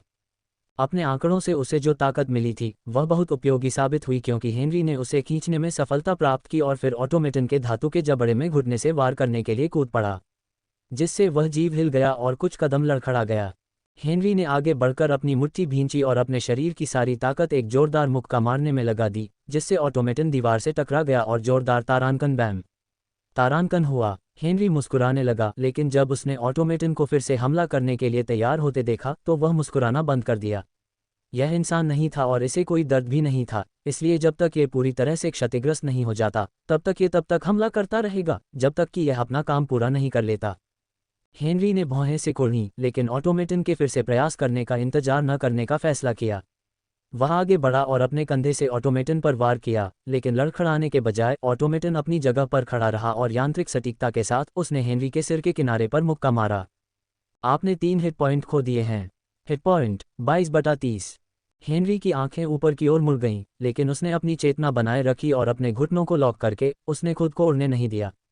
अथक ऑटोमेटन ने उस पर फिर से हमला किया और इस बार हेनरी चकमा देने में सक्षम था और उसने एक बड़े अपरकट के साथ जवाबी हमला किया। तारांकन बम, तारांकन। उसके वार ने उसके यांत्रिक प्रतिद्वंद्वी के यांत्रिक जबड़े पर प्रहार किया और उसे इतनी ताकत से हिलाया कि उसका सिर पीछे की ओर गिर गया, जिससे एक नाजुक खांचा दिखाई दिया जहां सिर ऑटोमेटन की गर्दन के रूप में कार्य करने वाली संरचना से मिलता था। अपनी मुट्ठी वापस खींचते हुए हेनरी ने मुट्ठी बांधी और एक ऐसे कदम में जिसकी गति उसकी बढ़ी हुई चपलता द्वारा निर्देशित थी उसने ऑटोमेटन के सिर को वापस अपनी जगह पर रखने से पहले उस नाजुक खांचे पर अपना वार किया। तारानकन बम, तारानकन, तारानकन क्रीक, तारानकन। हेनरी की मुट्ठी खांचे से टूटकर जीव की गर्दन के अंदर धंस गई, जिससे वह जगह उसके सिर से अलग हो गई और जैसे ही उसने अपना हाथ बाहर निकाला, उसने देखा कि ऑटोमेटन की आंखों की रोशनी मंद हो गई क्योंकि उसके शरीर की शक्ति खत्म हो गई थी। कई बार चीखने के साथ वह अपने घुटनों पर गिर गया और फिर धातु की चटकती हुई थपथप के साथ एक तरफ गिर गया। किल रिवार्ड 10 एक्सपी। टस्क, एल्मिनिस्टर ने कहा, यह मेरी गलती है कि मैंने बिजली के स्रोत तक पहुंचना इतना आसान बना दिया। हेनरी की आंखें झुंझलाहट में चमक उठीं। आसान, एल्मिनिस्टर ने उसे अनदेखा कर दिया। खैर, मेरे पास और भी ऑटोमेटन हैं। हर एक पिछले से ज्यादा शक्तिशाली है। एल्मिनिस्टर अपनी उंगलियां चटकाने के लिए तैयार था और हेनरी जानता था कि वह ऐसा नहीं होने दे सकता। रुको, उसने चिल्लाया। हेनरी ने अपनी बंदूक, सामान्य रिवॉल्वर निकालने और गोली चलाने पर विचार किया, लेकिन जानता था कि अगर वह हत्या करने में विफल रहा तो इसके भयंकर परिणाम होंगे और उसे विश्वास नहीं था कि वह ऐसा कर सकता है। अगर एल्मिनिस्टर अपनी उंगलियों के झटके से एक ऑटोमेटन को बुला सकता है और भी बुलाने की धमकी दे सकता है, तो निश्चित रूप से वह खुद को गोली से बचा सकता है। और भी इसलिए क्योंकि वह जाहिर तौर पर ऐसा व्यक्ति था जिसने हाइड्रा के डंक जैसा जादुई और घातक हथियार बनाया था। एल्मिनिस्टर ने हेनरी के गुस्से पर भौहें चढ़ाईं। ओह, क्या तुम आखिरकार अपने होश में आ गए हो? क्या तुम मेरा जो है उसे सौंप दोगे? हेनरी ने अपने इन्वेंट्री इंटरफेस पर नज़र डाली जिसमें हाइड्रा के डंक को इस क्वेस्ट के पूरा होने तक बंद रखा गया था और व्यंग्यपूर्वक मुस्कुराया। काश मैं ऐसा कर पाता, लेकिन मैं नहीं कर सकता। ठीक है, तो चलिए जारी रखते हैं। आपकी लाश कहीं ज़्यादा सहयोगी होगी, मुझे यकीन है। एल्मिनिस्टर ने फिर से अपनी उंगली चटकाने के लिए तैयार किया और हेनरी ने अपनी बाहें आगे फेंक दी। रुको, हेनरी चिल्लाया, कम से कम मुझे तो बताओ कि तुम ऐसा क्यों कर रहे हो? एल्मिनिस्टर ने भौहें सिकोड़ीं। मैंने तुम्हें पहले ही बता दिया था। हाँ, तुमने कहा था कि तुम हाइड्रा का डंक वापस चाहते हो, लेकिन तुमने यह नहीं बताया कि क्यों। क्या ये तुमसे चुराया गया था? क्या इसीलिए तुम इतने परेशान हो? हेनरी पागल कहने वाला था, लेकिन उसने ऐसा करने से मना कर दिया। एल्मिनिस्टर की उंगलियां अलग हो गईं और उसने अपनी सफ़ेद दाढ़ी को सहलाया। नहीं, ये चोरी नहीं हुई, उसने कर्कश स्वर में कहा, लेकिन ये चोरी भी हो सकती थी। हेनरी ने राहत की सांस ली कि बूढ़ा आदमी कम से कम बुलाने के बजाय बोल तो रहा था और उसने एक छोटा कदम आगे बढ़ाया। ऐसा कैसे? उसने पूछा। एल्मिनिस्टर कुछ देर चुप रहा और फिर उसने उपहास किया। उन्होंने मुझे धोखा दिया, ठीक है। वैसे भी इससे तुम्हें क्या लेना देना? ये बूढ़ा कमीना। हेनरी ने गुस्से से सोचा, तुमने अभी अभी मुझे मारने की कोशिश की, मुझे सवाल पूछने का पूरा अधिकार है। हालांकि जब उसने बात की तो उसने ज्यादा कूटनीतिक तरीका अपनाया। ठीक है, अगर तुम मुझे मार डालोगे तो मैं कैसे चैन से सो पाऊंगा, जबकि मुझे ये भी नहीं पता कि मैं क्यों मरा। एल्मिनिस्टर ने अपनी तीखी नीली आंखों से उसे देखा और फिर हार मान ली। मुझे लगता है तुम सही हो। एक छोटा सा इतिहास का पाठ और फिर हम हत्या और लूटपाट पर वापस आ जाएंगे। अच्छा लगता है, हेनरी ने तुरंत कहा ताकि वह बात करना जारी रखे। वह आगे बढ़ा और देखा कि कैसे एल्मिनिस्टर बोलने के लिए खुद को तैयार कर रहा है। आखिरकार एल्मिनिस्टर ने एक गहरी सांस ली। मैंने कई हथियार, कवच के टुकड़े, यहाँ तक कि कपड़ों को सजाने और सुरक्षा की अतिरिक्त परतें प्रदान करने के लिए जटिल आभूषण के टुकड़े भी बनाए हैं, लेकिन मैं कोई मौद्रिक लाभ नहीं चाहता। मैं केवल अपनी कलात्मक खोज को आगे बढ़ाना चाहता हूँ और हर रचना को बेहतर बनाना चाहता हूँ ताकि अगली रचना पिछली से बेहतर हो। हालांकि किसी भी शिल्पकार की तरह मैं पूरी तरह से धन का त्याग नहीं कर सकता। मेरा मतलब है, सामग्री सस्ती नहीं मिलती, इसलिए मैंने अपने हथियार किसी को भी उधार दिए बेचे नहीं जो मेरी कीमत से मेल खा सके। और बहुतों ने ऐसा किया क्योंकि हर कोई जानता है एल्मिनिस्टर एल्टुगॉड सबसे अच्छा है। आप ऐसा कोई बढ़िया काम नहीं देख सकते जो न तो मेरे द्वारा बनाया गया हो और न ही मेरे द्वारा बनाए गए कामों से तुलना की गई हो। बेशक सभी तुलनाएं विफल हो जाती हैं, कोई भी मुझसे बेहतर नहीं कर सकता। क्या घमंडी गधा है, हेनरी ने सोचा। लेकिन मैंने तुम्हारे बारे में कभी नहीं सुना, उसने इसके बजाय कहा। एल्मिनिस्टर ने नाक भान सिकुड़ी। और तुम कहाँ रहते हो? नया फ्रॉयडन, हेनरी ने कहा। बेशक तुमने इतने पिछड़े शहर में मेरे बारे में नहीं सुना है। मुझे संदेह है कि तुम लोगों ने वहाँ बहुत जादू भी देखा होगा। वास्तव में तुमने हाइड्रा का डंक कैसे पाया? अपनी कहानी जारी रखो, बूढ़े आदमी, हेनरी ने कहा। अब तक उसके मन में जो झुंझलाहट थी उसका कुछ हिस्सा उसके भीतर समा गया। ठीक है, वैसे भी मुझे इसकी परवाह नहीं है, मैं बस इसे वापस चाहता हूँ। तो मैं कहाँ था? हाँ, मैंने अपनी रचना उन योग्य लोगों को उधार दी जो बोली लगाने की जंग में मेरी कीमत से मेल खा सकते थे या उससे ज्यादा दे सकते थे, लेकिन एक समझ थी कि यह सिर्फ जीवन भर का सौदा था। एक बार जब मैंने इसे उधार दिया तो वह मर जाता है, हथियार मुझे वापस मिल जाता है। लेकिन वे कमीने चालाक निकले। उन्होंने ये सुनिश्चित करने के लिए अनुबंध तैयार किए कि मैं उन्हें परेशान न कर सकूं। शर्त रखी कि मैं अपनी कार्यशाला के बाहर किसी भी हथियार को जब्त नहीं करूंगा, जिसका मतलब था कि मुझे उनके मेरे पास लाए जाने का इंतजार करना होगा। लेकिन मैं उनसे एक कदम आगे था। मेरी रचनाएं आखिरकार मेरी हैं। मैं उन सभी पर फेलसेफ लगाता हूं, जिससे जैसे जैसे साल बीतते हैं उनके धारक पर तनाव बढ़ता जाता है, वजन बढ़ता है, मैना की खपत बढ़ती है। मूल रूप से कुछ भी जो उन्हें ट्यून अप के लिए मेरे पास आने के लिए मजबूर करे। ये तुम्हारी चालाकी है, हेनरी ने कहा। हाँ, मैंने भी ऐसा ही सोचा था। मुझे यकीन था कि यह काफ़ी होगा, लेकिन उन कमीनों ने मेरे फेलसेफ को दरकिनार करने के लिए घटिया कारीगर ढूंढ लिए। पूरी तरह से नहीं, लेकिन उन्हें इस्तेमाल करने लायक बनाने के लिए पर्याप्त है, ताकि साल बीत जाएं और मैं उन्हें कभी वापस न पा सकूं, क्योंकि वे कभी मेरी तलाश नहीं करेंगे। इसलिए कभी कभी मैं निमंत्रण भेजता हूं। उम्मीद करता हूं कि मूर्ख लोग मुझे ढूंढने के लिए जाल में फंस जाएं और अपनी जान गंवा दें या मेरी संपत्ति वापस कर दें। जो हमें आपके पास लाता है और ये बताता है कि अगर आपने मुझे वह बंदूक नहीं दी तो निश्चित रूप से आपका क्या होगा। मुख्य खोज, क्रोधी शिल्पकार। अल्मिनिस्टर आपको कुचलने के लिए दृढ़ है, लेकिन उसकी दुर्भावना पूरी तरह से बिना कारण के नहीं है। पता लगाएं कि कारण क्या है और इसका उपयोग उसके साथ सौदा करने के लिए करें। अधिसूचना हेनरी की आंखों के कोने में एक अनुस्मारक की तरह तैर गई। ठीक है, अब मुझे कारण पता चल गया है। मुझे किस सौदे पर बातचीत करनी चाहिए? हेनरी ने खुद से पूछा, क्योंकि अधिसूचना फीकी पड़ गई। अच्छा, अल्मिनिस्टर ने कहा। अच्छा क्या? हेनरी ने खुद को सोचने का समय देने के लिए मूर्ख बनने का नाटक किया। तुम्हारा क्या मतलब है? क्या इसे सौंप दो? अल्मिनिस्टर ने कहा। रुको, मौत के निमंत्रण के साथ तुम्हारी यह प्रणाली, वे कितने सफल रहे हैं? हेनरी ने पूछा।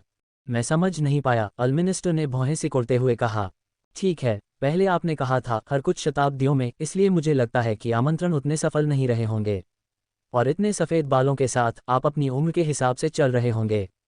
मुझे आश्चर्य है कि क्या आप इतने लंबे समय तक जीवित रहेंगे कि यह सब ठीक हो जाए। मैं जीऊंगा, एल्मिनिस्टर ने अपनी भौहें सिकुड़ते हुए कहा। लेकिन आप क्या कहना चाह रहे हैं? क्या आपने कभी किसी को ठीक होने में मदद करने के लिए अनुबंधित करने के बारे में सोचा है? कोई ऐसा व्यक्ति जो आपके अनुबंध से बंधा न हो और आपकी जगह पर वाइल्डर्स को परेशान कर सके? हेनरी ने कहा, और हर शब्द के साथ उसे एक आश्वासन महसूस हुआ।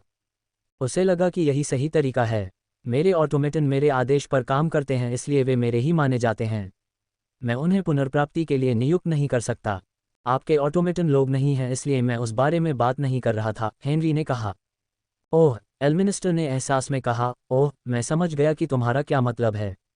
हा, तुम मुझे मूर्ख समझ रहे होगे। लोगों के साथ मेरे पिछले व्यवहार के कारण ही मैं इस स्थिति में हूँ। कोई भी बिना कुछ हासिल किए ऐसा काम नहीं करेगा, और मैं एक और नुकसानदेह सौदे में शामिल होने का जोखिम उठा रहा हूँ। मुझे लगता है कि अब तुम समझदार हो गए हो, हेनरी ने कहा।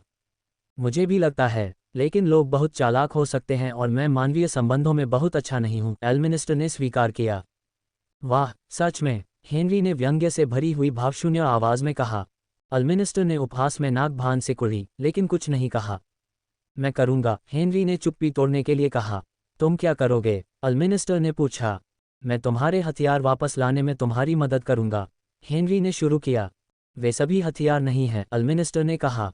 उद्धरण चिन्ह ... वे जो भी हैं, मैं उन्हें तुम्हारे लिए वापस लाऊंगा, और इस बीच हाइड्रा का डंक मेरे पास रहेगा। मैं ऐसा क्यों मानूंगा? या तो यही होगा या फिर तुम मुझे मार दोगे और फिर एक और सदी तक इंतजार करो जब तक कोई तुम्हारे जाल में न फंस जाए। मुझे आश्चर्य है कि आपके पास और कितनी शताब्दियां बची हैं, हेनरी ने कहा। वह चाहकर भी बंदूक नहीं छोड़ सकता था। अब तक यह अच्छी तरह से काम कर रहा है, अल्मिनिस्टर ने बड़बड़ाते हुए कहा। क्या ये सच में है? हेनरी ने अपना सिर एक तरफ झुकाते हुए पूछा। अल्मिनिस्टर ने अपनी आंखें सिकोड़ते हुए अपनी दाढ़ी को सहलाया और उसका दिमाग तेजी से काम कर रहा था। फिर आखिरकार उसने एक आह भरी। ठीक है, हेनरी ने अपनी सांस छोड़ी, जिसका उसे एहसास भी नहीं था कि वह रोके हुए था। उसने उत्साह से सिर हिलाया और आगे कदम बढ़ाए जब तक कि वह अल्मिनिस्टर से केवल 2 फीट दूर नहीं रह गया। काउंटर ही एकमात्र वास्तविक बाधा थी जो अभी भी उन्हें अलग कर रही थी। अच्छा, मुझे खुशी है कि तुम समझदारी से काम ले रहे हो। अल्मिनिस्टर ने सिर हिलाया। हाँ, मैं बहुत खुले विचारों वाला हूँ, है न? तो अब क्या, हम अनुबंध पर हस्ताक्षर करते हैं? हेनरी ने पूछा। उन्होंने नोट किया कि सिस्टम ने क्वेस्ट को पूरा नहीं माना, जिसका मतलब था कि सौदा वास्तव में नहीं हुआ था। अल्मिनिस्टर ने उसकी ओर देखा और फिर कहा, एक अनुबंध आपकी सेवाओं के लिए मेरे रोजगार को आधिकारिक बना देगा और आपको मेरे प्रॉक्सी के रूप में कार्य करने के रूप में गिना जाएगा, जो उत्पीड़न के मेरे मौजूदा अनुबंध खंड को रद्द कर देगा। चलो बस इसे हिलाते हैं। अल्मिनिस्टर ने एक हाथ बढ़ाया और हेनरी ने हाथ से अल्मिनिस्टर के चेहरे की ओर देखा।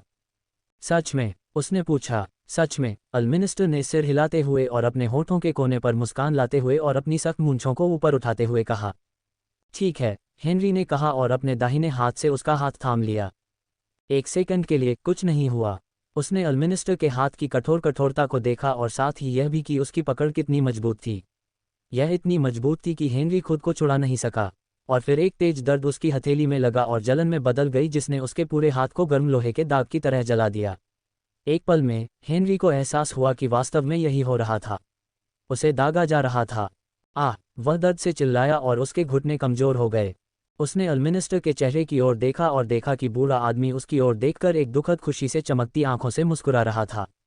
हाँ, जलन महसूस करो। हालांकि ब्रांडिंग जितनी दर्दनाक थी, हेनरी ने देखा कि उसने कोई हिट पॉइंट नहीं खोया। सिस्टम ने जाहिर तौर पर इसे एक हिट पॉइंट के रूप में नहीं गिना। चोट पहुंचाने की प्रक्रिया से वह असहमत था क्योंकि जलन उसे लगातार जला रही थी।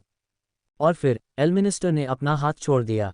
जैसे ही दर्द कम होने लगा, हेनरी ने अपनी हथेली को देखा और एक रून को चमकते हुए देखा जो लगभग दुष्ट लाल रंग का था। आपको अल्मिनिस्टर का ब्रांड मिल गया है। अल्मिनिस्टर की आपकी स्वीकृति बढ़ गई है। आपको 10 एक्सपी मिल गए हैं। ब्रांडेड होने से वह मुझे और अधिक पसंद करने लगा है। क्या पागल कमीना है, हेनरी ने सोचा और अपने पैरों पर वापस आ गया। उसने ऊपर देखा और देखा कि अल्मिनिस्टर उसे देख रहा था। उसके चेहरे पर उस क्रूर मुस्कान के साथ अभी भी उसकी दाढ़ी को सहला रहा था। वह ब्रांड हमारे सौदे के लिए एक बहुत ही सुंदर दृष्टिकोण है। मैंने आधिकारिक तौर पर आपसे मेरी संपत्ति का पता लगाने और मेरे लिए उन्हें जब्त करने के लिए नहीं कहा है, इसलिए मैंने अपने अनुबंध के खंड को नहीं तोड़ा है। लेकिन यदि आप हमारे सौदे के अनुसार नहीं करते हैं तो वह ब्रांड आपको यहाँ मेरे पास लाएगा, जहाँ आप उस मौत का सामना करेंगे जिससे आप बाल बाल बच गए हैं। ये चला गया। हेनरी ने अपनी हथेली को आगे बढ़ाते हुए कहा कि अब उस पर ब्रांड चमक नहीं रहा है। यह असुविधाजनक और अनावश्यक होगा कि यह हर समय चमकता रहे, लेकिन यह अभी भी है। आप इससे कभी छुटकारा नहीं पा सकेंगे, बेशक जब तक हमारा सौदा खत्म नहीं हो जाता, अल्मिनिस्टर ने समझाया। तो फिर हमारे पास सौदा है? हेनरी ने पूछा। अल्मिनिस्टर को आश्चर्य हुआ कि वह ये भी पूछ रहा था। बेशक, वह जलन तुम्हारे लिए पर्याप्त सबूत नहीं थी। ओह हाँ, मुझे बस आश्चर्य है कि क्या ये पर्याप्त है, हेनरी ने अपने मन में कहना शुरू किया जब एक अलर्ट ने उसे बाधित किया। क्वेस्ट पूरा हुआ। आपने अल्मिनिस्टर के साथ एक सौदा किया है। आपको 50 एक्सपी मिले हैं। तारांकन निक्स को 25 एक्सपी मिले हैं। तारांकन, अब आप अपनी इन्वेंट्री के भीतर से जादुई हथियार हाइड्रा का दंड प्राप्त करने के लिए स्वतंत्र हैं। चलो लड़के, अल्मिनिस्टर ने हेनरी की ओर इशारा करते हुए कहा और वह मुड़ा क्योंकि दीवार का एक हिस्सा जो अधूरे उत्पादों से अटा पड़ा था, लाइनों को दिखाना शुरू कर दिया जो तब तक मिलते रहे जब तक कि वे एक दरवाजा नहीं बन गए जो खुल गया। तो मुझे आपकी रचनाएं कहाँ मिलेंगी, हेनरी ने पूछा क्योंकि वह काउंटर के नीचे झुक गया और अल्मिनिस्टर का पीछा करते हुए उस दरवाजे से अंदर गया जो अभी अभी दिखाई दिया था। अल्मिनिस्टर ने कंधे उचका दिए। मुझे कुछ पता नहीं है। हेनरी बेकार के बयान पर भौहें चढ़ाने वाला था, लेकिन रुक गया जैसे ही उसने अल्मिनिस्टर द्वारा अभी अभी लाए गए कमरे पर नजर डाली। जिस कमरे से वे आए थे वह अधूरे उत्पादों से अटा पड़ा था। इस कमरे में अल्मिनिस्टर की बेहतरीन कृतियां ही दिखाई दे रही थीं। दीवारों पर शानदार तलवारें, डंडे, भाले, कवच के टुकड़े और बहुत कुछ सजा हुआ था, लेकिन इससे भी ज्यादा आकर्षक वे अलमारियां थीं जिन पर अलग अलग रंगों के तरल पदार्थ रखने वाली छोटी बोतलें त्रुटिहीन क्रम में रखी हुई थीं। वाह, उसने कहा, प्रभावशाली है न? अल्मिनिस्टर ने गर्व से कहा, और ये सबसे बेहतरीन भी नहीं है। नहीं है, हेनरी ने संदेहास्पद स्वर में कहा। उसने दीवार पर एक राइफल लटकी हुई देखी और उस पर हाथ रगड़ा। उसका शरीर उस जादुई शक्ति से झंझना उठा जो हथियार के भीतर बंद थी और बस इस्तेमाल किए जाने का इंतजार कर रही थी। अल्मिनिस्टर को इस बात से कोई आपत्ति नहीं थी कि हेनरी राइफल को छू रहा था। यहाँ आप जो कुछ भी देख रहे हैं वह प्रोटोटाइप है, और भी बेहतर रचनाओं के लिए आधार। हेनरी ने अनिच्छा से राइफल से हाथ खींच लिया और उसकी नज़र बोतलों की शेल्फ पर गई जिसमें सभी तरह के रंगीन तरल पदार्थ भरे हुए थे। वो बोतलें पोशन, अल्मिनिस्टर ने कहा, आपके द्वारा बनाया गया। आप पोशन बनाते हैं? हेनरी ने आश्चर्यचकित होते हुए कहा, मुझे लगा कि आप एक शिल्पकार हैं। अल्मिनिस्टर ने कंधे उचकाए और अपनी सफ़ेद दाढ़ी को फिर से सहलाते हुए कहा, शिल्पकार एक सामान्य शब्द है जो मैं हूँ, लेकिन अगर हम बाल बांट रहे हैं तो मैं एक बंदूक बनाने वाला, एक लोहार, एक सोना बनाने वाला, एक चांदी बनाने वाला, एक कारीगर हूँ। अरे, आपको ऐसा कोई काम नहीं मिलेगा जिसमें मैंने हाथ न डाला हो।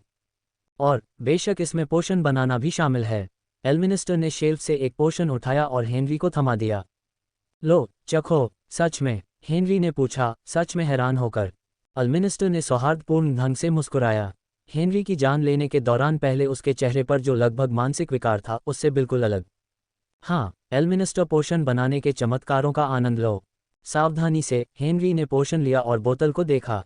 बिना किसी संकेत के उसकी आंखों के सामने एक स्क्रीन दिखाई दी जिस पर पोशन की बोतल की छवि के साथ उसका विवरण भी था। एल्मिनिस्टर द ग्रेट द्वारा बनाया गया एक उपचारात्मक पोशन। एक प्रमाण की उसकी प्रतिभा की कोई नश्वर सीमा नहीं है। -20 हिट पॉइंट तक रिकवर करेगा। विवरण सुनकर हेनरी की आंखें चौड़ी हो गईं। अगर उसने जो पढ़ा वह सच था तो उसके हिट पॉइंट अधिकतम 30 पर यह बोतल उसे आधे से ज़्यादा रिकवर करने में मदद करेगी। तुम किसका इंतज़ार कर रहे हो? एल्मिनिस्टर ने अचानक कहा, क्या आपको चिंता है कि इसमें जहर है? हेनरी ने अपना सिर हिलाया, औषधि का कॉर्क निकाला और तरल पदार्थ पी लिया। इसका स्वाद पानी जैसा था, लेकिन हेनरी ने अब तक का सबसे ताज़ा पानी पिया था। जिस क्षण से तरल पदार्थ ने उसकी जीभ को छुआ, उसे राहत की लहर महसूस हुई क्योंकि उपचारात्मक ऊर्जा उसके पूरे शरीर में फैल गई। ऑटोमेटन के साथ अपनी लड़ाई में उसे जो भी दर्द हो रहा था उसे ठीक कर दिया। आपने 8 हिट पॉइंट वापस पा लिए हैं। Hit point 30/30। कैसा है? एल्मिनिस्टर ने पूछा। यह अच्छा है, हेनरी ने खाली बोतल पकड़े हुए सिर हिलाते हुए उत्तर दिया। बेशक ये है, एल्मिनिस्टर ने हंसते हुए कहा। हेनरी ने कुछ देर तक हंसी सुनी, फिर उसके दिमाग में एक सवाल आया और उसने तुरंत पूछा, क्या कोई ऐसी औषधि है जो मन पॉइंट वापस ला सकती है? मन पॉइंट? एल्मिनिस्टर ने उलझन में कहा, तुम्हारा मतलब है माना? हाँ, हेनरी ने सिर हिलाते हुए कहा और मन ही मन ये नोट कर लिया कि इसे किसी और के साथ माना पॉइंट के रूप में संदर्भित न करें। ये स्पष्ट रूप से कुछ ऐसा था जिसे वह केवल अपने सिस्टम के साथ साझा कर सकता था। ठीक है, बेशक, एल्मिनिस्टर ने कहा, लेकिन मैं आपको एक मुफ्त नमूना नहीं दूंगा। आप इसे चाहते हैं तो आपको इसके लिए भुगतान करना होगा। अब हाइड्रा का डंक। हेनरी ने भौहें सिकोड़ी। तुमने कहा था कि मैं इसे ले सकता हूँ। यही सौदा था। एल्मिनिस्टर ने अपनी आंखें घुमाईं। मैं इसे आपसे नहीं ले रहा हूँ, लेकिन अब समय आ गया है कि मैं इसे एक वास्तविक ट्यून अप दूँ। ये वह आधी अधूरी बकवास नहीं है जिसे एक घटिया गनस्मिथ संभाल सकता है। अपनी भौहों को आराम देते हुए हेनरी ने अपनी इन्वेंट्री से हाइड्रा का डंक निकाला और उसे एल्मिनिस्टर को सौंप दिया। शिल्पकार एक कार्यक्षेत्र पर गया और जादुई शक्ति से जगमगाते औजारों को निकाला और हाइड्रा के डंक के साथ छेड़छाड़ करना शुरू कर दिया। उसने इसे अलग किया, इसे साफ किया और अपने खुदे हुए रूनों का निरीक्षण किया। अन्य बातों के अलावा कुछ मिनट बाद एल्मिनिस्टर ने हेनरी को बंदूक थमा दी। यहाँ, उसने कहा, मुझे विश्वास है कि आपको इसे चलाना और भी आसान लगेगा। हेनरी ने बंदूक ली और तुरंत एक अधिसूचना प्राप्त की। हाइड्रा का डंक को इसके निर्माता ने छुआ है और आपको बेहतर सेवा देने के लिए ट्यून किया है। एसिडिक दहन की कीमत अब 50 के बजाय 40 मन पॉइंट है। नंबिंग गैस की कीमत अभी भी 20 मन है पॉइंट्स। हेनरी ने नोटिफिकेशन पढ़ते हुए कहा। उसने हाइड्रा का डंक उठाया और उसने हल्की चमक देकर जवाब दिया। हेनरी ने देखा कि जब बंदूक चमक रही थी और उसका थूथन एल्मिनिस्टर की ओर तान रहा था, तब भी बूढ़ा आदमी परेशान नहीं था। अगर कुछ था तो वह बस खुश दिख रहा था। धन्यवाद, हेनरी ने आखिरकार कहा। ठीक है, अगर आपको मेरी रचनाएं वापस लेनी हैं तो आपको तैयार रहना होगा। उनमें से बहुत सी उस चीज़ से कहीं ज़्यादा शक्तिशाली हैं जिसे आप पकड़े हुए हैं। इसके अलावा एल्मिनिस्टर ने एक बॉक्स निकाला और उसे हेनरी की ओर बढ़ाया, जिसने उसे खोला और 9 काली गोलियां पाईं जो एसिडिक ग्रीन से रंगी हुई थीं। उनमें से प्रत्येक पर जीभ के निशान थे। ये गोलियां हाइड्रा के डंक को पूरक बनाती हैं और इसके जादुई सक्रियण की लागत को कम करती हैं, एल्मिनिस्टर ने कहा, लेकिन हेनरी पहले से ही सिस्टम द्वारा दी गई सूचना पढ़ रहा था। हाइड्रा की जीभ गोली X9 केवल हाइड्रा के डंक में लोड की जा सकती है। जादुई हमले के सक्रियण की मैना पॉइंट लागत में 50% की कटौती करता है। 50%? हेनरी ने अपने मन में कहा, वाह। इन गोलियों के लोड होने और बंदूक को अभी अभी मिली ट्यून अप के साथ हेनरी 2 बार एसिडिक दहन फायर कर सकता था, और अगर वह अपने हाथों में कुछ मैना रिकवरी पोशन पाने में कामयाब हो जाता तो शायद और भी ज्यादा। उन गोलियों की कीमत 15 स्वर्ण प्रति है, एल्मिनिस्टर ने कहा। हेनरी की आंखें चौड़ी हो गईं। 15 स्वर्ण, ये लगभग 3000 वर्लान है। इसमें वह सब खर्च होगा जो मैंने एक साथ रखा है और यह सिर्फ एक की कीमत है। जैसे ही उसका दिमाग गणनाओं पर काम कर रहा था, हेनरी ने भौहें सिकोड़ी, लेकिन एल्मिनिस्टर का काम अभी खत्म नहीं हुआ था। उद्धरण चिन्ह ... लेकिन मैं तुम्हें वे 9 मुफ्त दूंगा। वे वैसे भी यहाँ धूल खा रहे हैं। और तुम इसे मेरे लिए किए जाने वाले पुनर्प्राप्ति के लिए अग्रिम भुगतान भी मान सकते हो। क्या यह अच्छा रहेगा? उदारता, है न? हेनरी की भौहें मुस्कान में बदल गईं और उसने सिर हिलाया। हाँ, वास्तव में, यह उदारता है, अलमिनिस्टर ने बड़बड़ाते हुए कहा। खैर, मेरी उदारता की अपनी सीमाएं हैं। यदि आप और अधिक चाहते हैं तो आपको यहाँ वापस आकर उन्हें खरीदना होगा। जब अलमिनिस्टर बोल रहा था, हेनरी को सिस्टम से एक सूचना मिली। आपने अलमिनिस्टर का स्टॉक अनलॉक कर लिया है। अब जब ब्रांड आपकी हथेली में जल गया है तो आप अलमिनिस्टर की कार्यशाला में जाकर उसकी दुर्लभ आपूर्तियों का स्टॉक खरीद सकते हैं। नोट: जब तक उसकी शिकायतें शांत नहीं हो जाती और उसकी सभी रचनाएं वापस नहीं मिल जाती, तब तक आप उसके हथियार नहीं खरीद पाएंगे। सूचना पर एक नज़र डालते हुए हेनरी ने अलमिनिस्टर से पूछा, हीलिंग और मैना पोशन के लिए कितना? मैं दोनों को 20 स्वर्ण में बेचता हूं, लेकिन हमारे सौदे के सम्मान में और क्योंकि अब आप मेरे ब्रांड को वहन करते हैं, मैं दोनों को 15 स्वर्ण में बेच सकता हूं। अलमिनिस्टर ने एक घटिया सेल्समैन के रेशमी लहजे में कहा, जो आपको यह महसूस कराने की कोशिश कर रहा था कि उसने वास्तव में मदद करने के लिए वह सब कुछ किया है जो वह कर सकता था। हेनरी ने आह भरी। उसने वॉरलॉक से प्राप्त 10 स्वर्ण निकाले और 1000 वर्लान और उन्हें एक डेस्क पर रख दिया। मुझे मैना पोशन चाहिए। अलमिनिस्टर ने पैसे पर नज़र डाली और उसे दूर ले जाकर हेनरी के सामने मैना पोशन रख दिया, जिसने तुरंत उसे एक नोटिफिकेशन के लिए उठा लिया, जैसे कि उसे हीलिंग पोशन के बारे में मिला था। अलमिनिस्टर द ग्रेट द्वारा बनाया गया मैना रिकवरी पोशन। एक प्रमाण कि उसकी प्रतिभा की कोई नश्वर सीमा नहीं है। -20 मैना पॉइंट तक रिकवर करेगा। हेनरी ने बोतल पर नज़र डाली और एक आह भरी। ये बहुत अच्छी चीज़ है। अफसोस की बात है कि मेरे पास और पैसे नहीं हैं। क्या आपको नहीं लगता कि ये दयनीय है? क्या है? अलमिनिस्टर ने पूछा। हेनरी ने और भी जोर से आह भरी क्योंकि उसने अपनी हर अभिनय क्षमता का इस्तेमाल किया। उसने अपनी कनपटी पर उंगली भी रखी जैसे कि वह तनाव में हो। ये दयनीय है कि मेरे और जीवित रहने के बीच सिर्फ कुछ सिक्के ही हैं, क्या तुम्हें नहीं लगता? गरीब होना बहुत बुरा है। काश गहरी आकाश कोई अमीर पोषण मेकर होता जो इस बेचारे पर दया दिखा पाता। ये शर्म की बात है कि कोई भी इस छोटे आदमी की परवाह नहीं करता। बहुत शर्म की बात है। भगवान, तुम दयनीय हो, अलमिनिस्टर ने कहा, हेनरी जो कर रहा था उसे समझते हुए। मैं बस जोर से सोच रहा हूँ। क्यों? क्या तुम छू गए हो? एक घुरघुराहट के साथ अलमिनिस्टर ने मेज पर दूसरा मैना पोशन रखा। यहाँ, उसने कहा, ओह, एक खरीदो एक मुफ्त पाओ विशेष। तुम्हें मेरा धन्यवाद। एक मुफ्त पाओ, मेरे गधे। मैं तुम्हें क्रेडिट पर दे रहा हूँ। तुम मुझे आखिरी पैसे तक वापस कर दोगे। ठीक है, अगर तुम इसे उधार दे रहे हो तो 2 हीलिंग पोशन देने के बारे में क्या ख्याल है? अलमिनिस्टर ने आज्ञा मानी और इसलिए हेनरी के पास 2 हीलिंग पोशन और 2 मैना पोशन थे, जबकि वह 60 स्वर्ण के कर्ज में था क्योंकि अलमिनिस्टर ने हेनरी द्वारा उधार लिए गए 3 पोशन पर छूट देने से इनकार कर दिया था, इसलिए उनकी कीमत मूल 20 स्वर्ण प्रति पोशन पर ही बनी रही। ठीक है, अब चलो, अलमिनिस्टर ने हेनरी को दूर करते हुए कहा। अलमिनिस्टर के पोशन बनाने के कौशल की बातों से विचलित होने से पहले हेनरी को एक महत्वपूर्ण प्रश्न याद आ गया। रुको, मैं तुम्हारी रचनाएं कैसे ढूंढूंगा? वे कहाँ हैं? अलमिनिस्टर ने एक सांस ली। मुझे नहीं पता कि वे कहाँ हैं।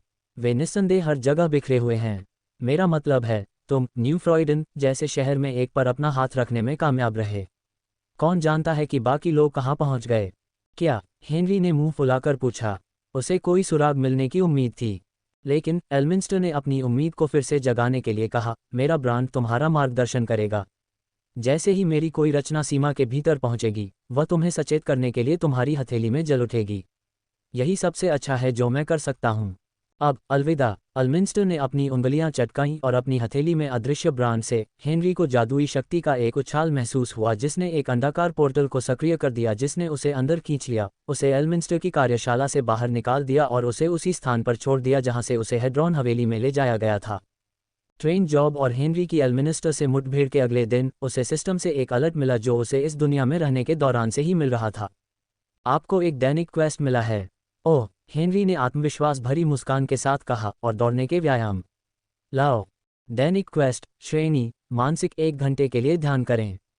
नोट, आपको केवल तभी ध्यान करने वाला माना जाएगा जब आपने अपने मन को सभी भटकने वाले विचारों से मुक्त कर दिया हो। बस इस पल में मौजूद रहें।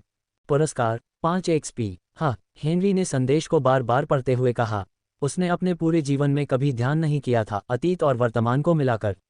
पुराने हेनरी की यादों में ध्यान या दोनों में से कुछ भी शामिल नहीं था। जो नोट दिया गया था वह वास्तव में ध्यान करने के तरीके के बारे में एक टिप के बजाय शब्दों का एक गुच्छा लग रहा था। ध्यान तभी माना जाता है जब आप अपने मन को सभी भटकते विचारों से मुक्त कर लें। इसका क्या मतलब है? इसका मतलब है, उपयोगकर्ता कि बस बैठना और कुछ न करना ध्यान नहीं माना जाएगा। क्यों नहीं? यही तो है न? ध्यान बस बैठे रहना और कुछ न करना है। ओपनिंग स्क्वायर ब्रैकेट अल्पविराम क्लोजिंग स्क्वायर ब्रैकेट। खुश होने के बावजूद हेनरी ने ध्यान करने की कोशिश की। उसे यह समझने में पूरा दिन लग गया और इसमें लगभग उतना ही समय लगा क्योंकि उसके व्यक्तित्व के कारण उसके दिमाग में हमेशा बहुत कुछ चलता रहता था। वह हमेशा सोचता रहता था और इससे कोई मदद नहीं मिलती थी। कभी कभी जब हेनरी अपने मन को मुक्त करने में सफल हो जाता था और बस खुद को उस पल में मौजूद रहने देता था तो कोई भटका हुआ विचार उसके दिमाग में आ जाता था। उदाहरण के लिए येलेना के रहस्य का पता लगाने की उसकी निरंतर खोज। अन्य बार वह बस इतना शांत बैठा रहता था और बिल्कुल कुछ नहीं करता था कि वह ऊब के कारण सो जाता था। लेकिन उस शाम जब वह हवेली में अपने कमरे में क्रॉस लेग बैठा था और अपने पूरे जीवन में जितना कठिन काम करना पड़ा था, हेनरी को आखिरकार सिस्टम से बहुत स्वागत योग्य अलग मिला। क्वेस्ट पूरा हुआ। दुनिया के तत्वों को समझने की आपकी क्षमता मजबूत हुई है। आपको 5 एक्सपी मिले हैं। अगले दिन हेनरी को वही डेली क्वेस्ट मिला। चूंकि पिछले पूरे हफ्ते यही स्थिति थी इसलिए हेनरी को भी उतनी ही उम्मीद थी, लेकिन फिर भी उसने निराश होकर आह भरी। हालांकि उसने ऐसा किया। अगर किसी चुनौती के लिए कुछ और नहीं होता तो वह किसी ऐसी चीज़ में सफल हो जाता जिसके बारे में उसने कभी सोचा भी नहीं होता। इसके अलावा 5 एक्सपी उसके लिए अविश्वसनीय था क्योंकि अब उसे पता था कि एक और लेवल अप का नतीजा क्या होगा। दूसरा दिन संघर्षपूर्ण था लेकिन पिछले दिन से आसान था। तीसरे दिन हेनरी ने दोपहर तक डेली क्वेस्ट पूरा कर लिया। चौथे दिन हेनरी ने डेली क्वेस्ट 3 घंटे में पूरा कर लिया। 5वें दिन हेनरी ने 1 घंटे से ज़्यादा ध्यान लगाया और 1 घंटे और क्रॉस लेग किया। सिस्टम की ओर से पूरा होने की सूचना को अनदेखा करते हुए, क्योंकि वह सचमुच महसूस कर सकता था कि उसकी धारणा उसके शरीर से फैल रही है, जैसे कोई निराकार लहर आकार लेने की कोशिश कर रही हो। यह अजीब था लेकिन अद्भुत भी। जब उसने अपनी आंखें खोलीं और एक शांत सांस छोड़ी तो हेनरी मुस्कुरा रहा था। उसने अपना हाथ उठाया और अपनी हथेली को घूरने के लिए हाथ को देखा।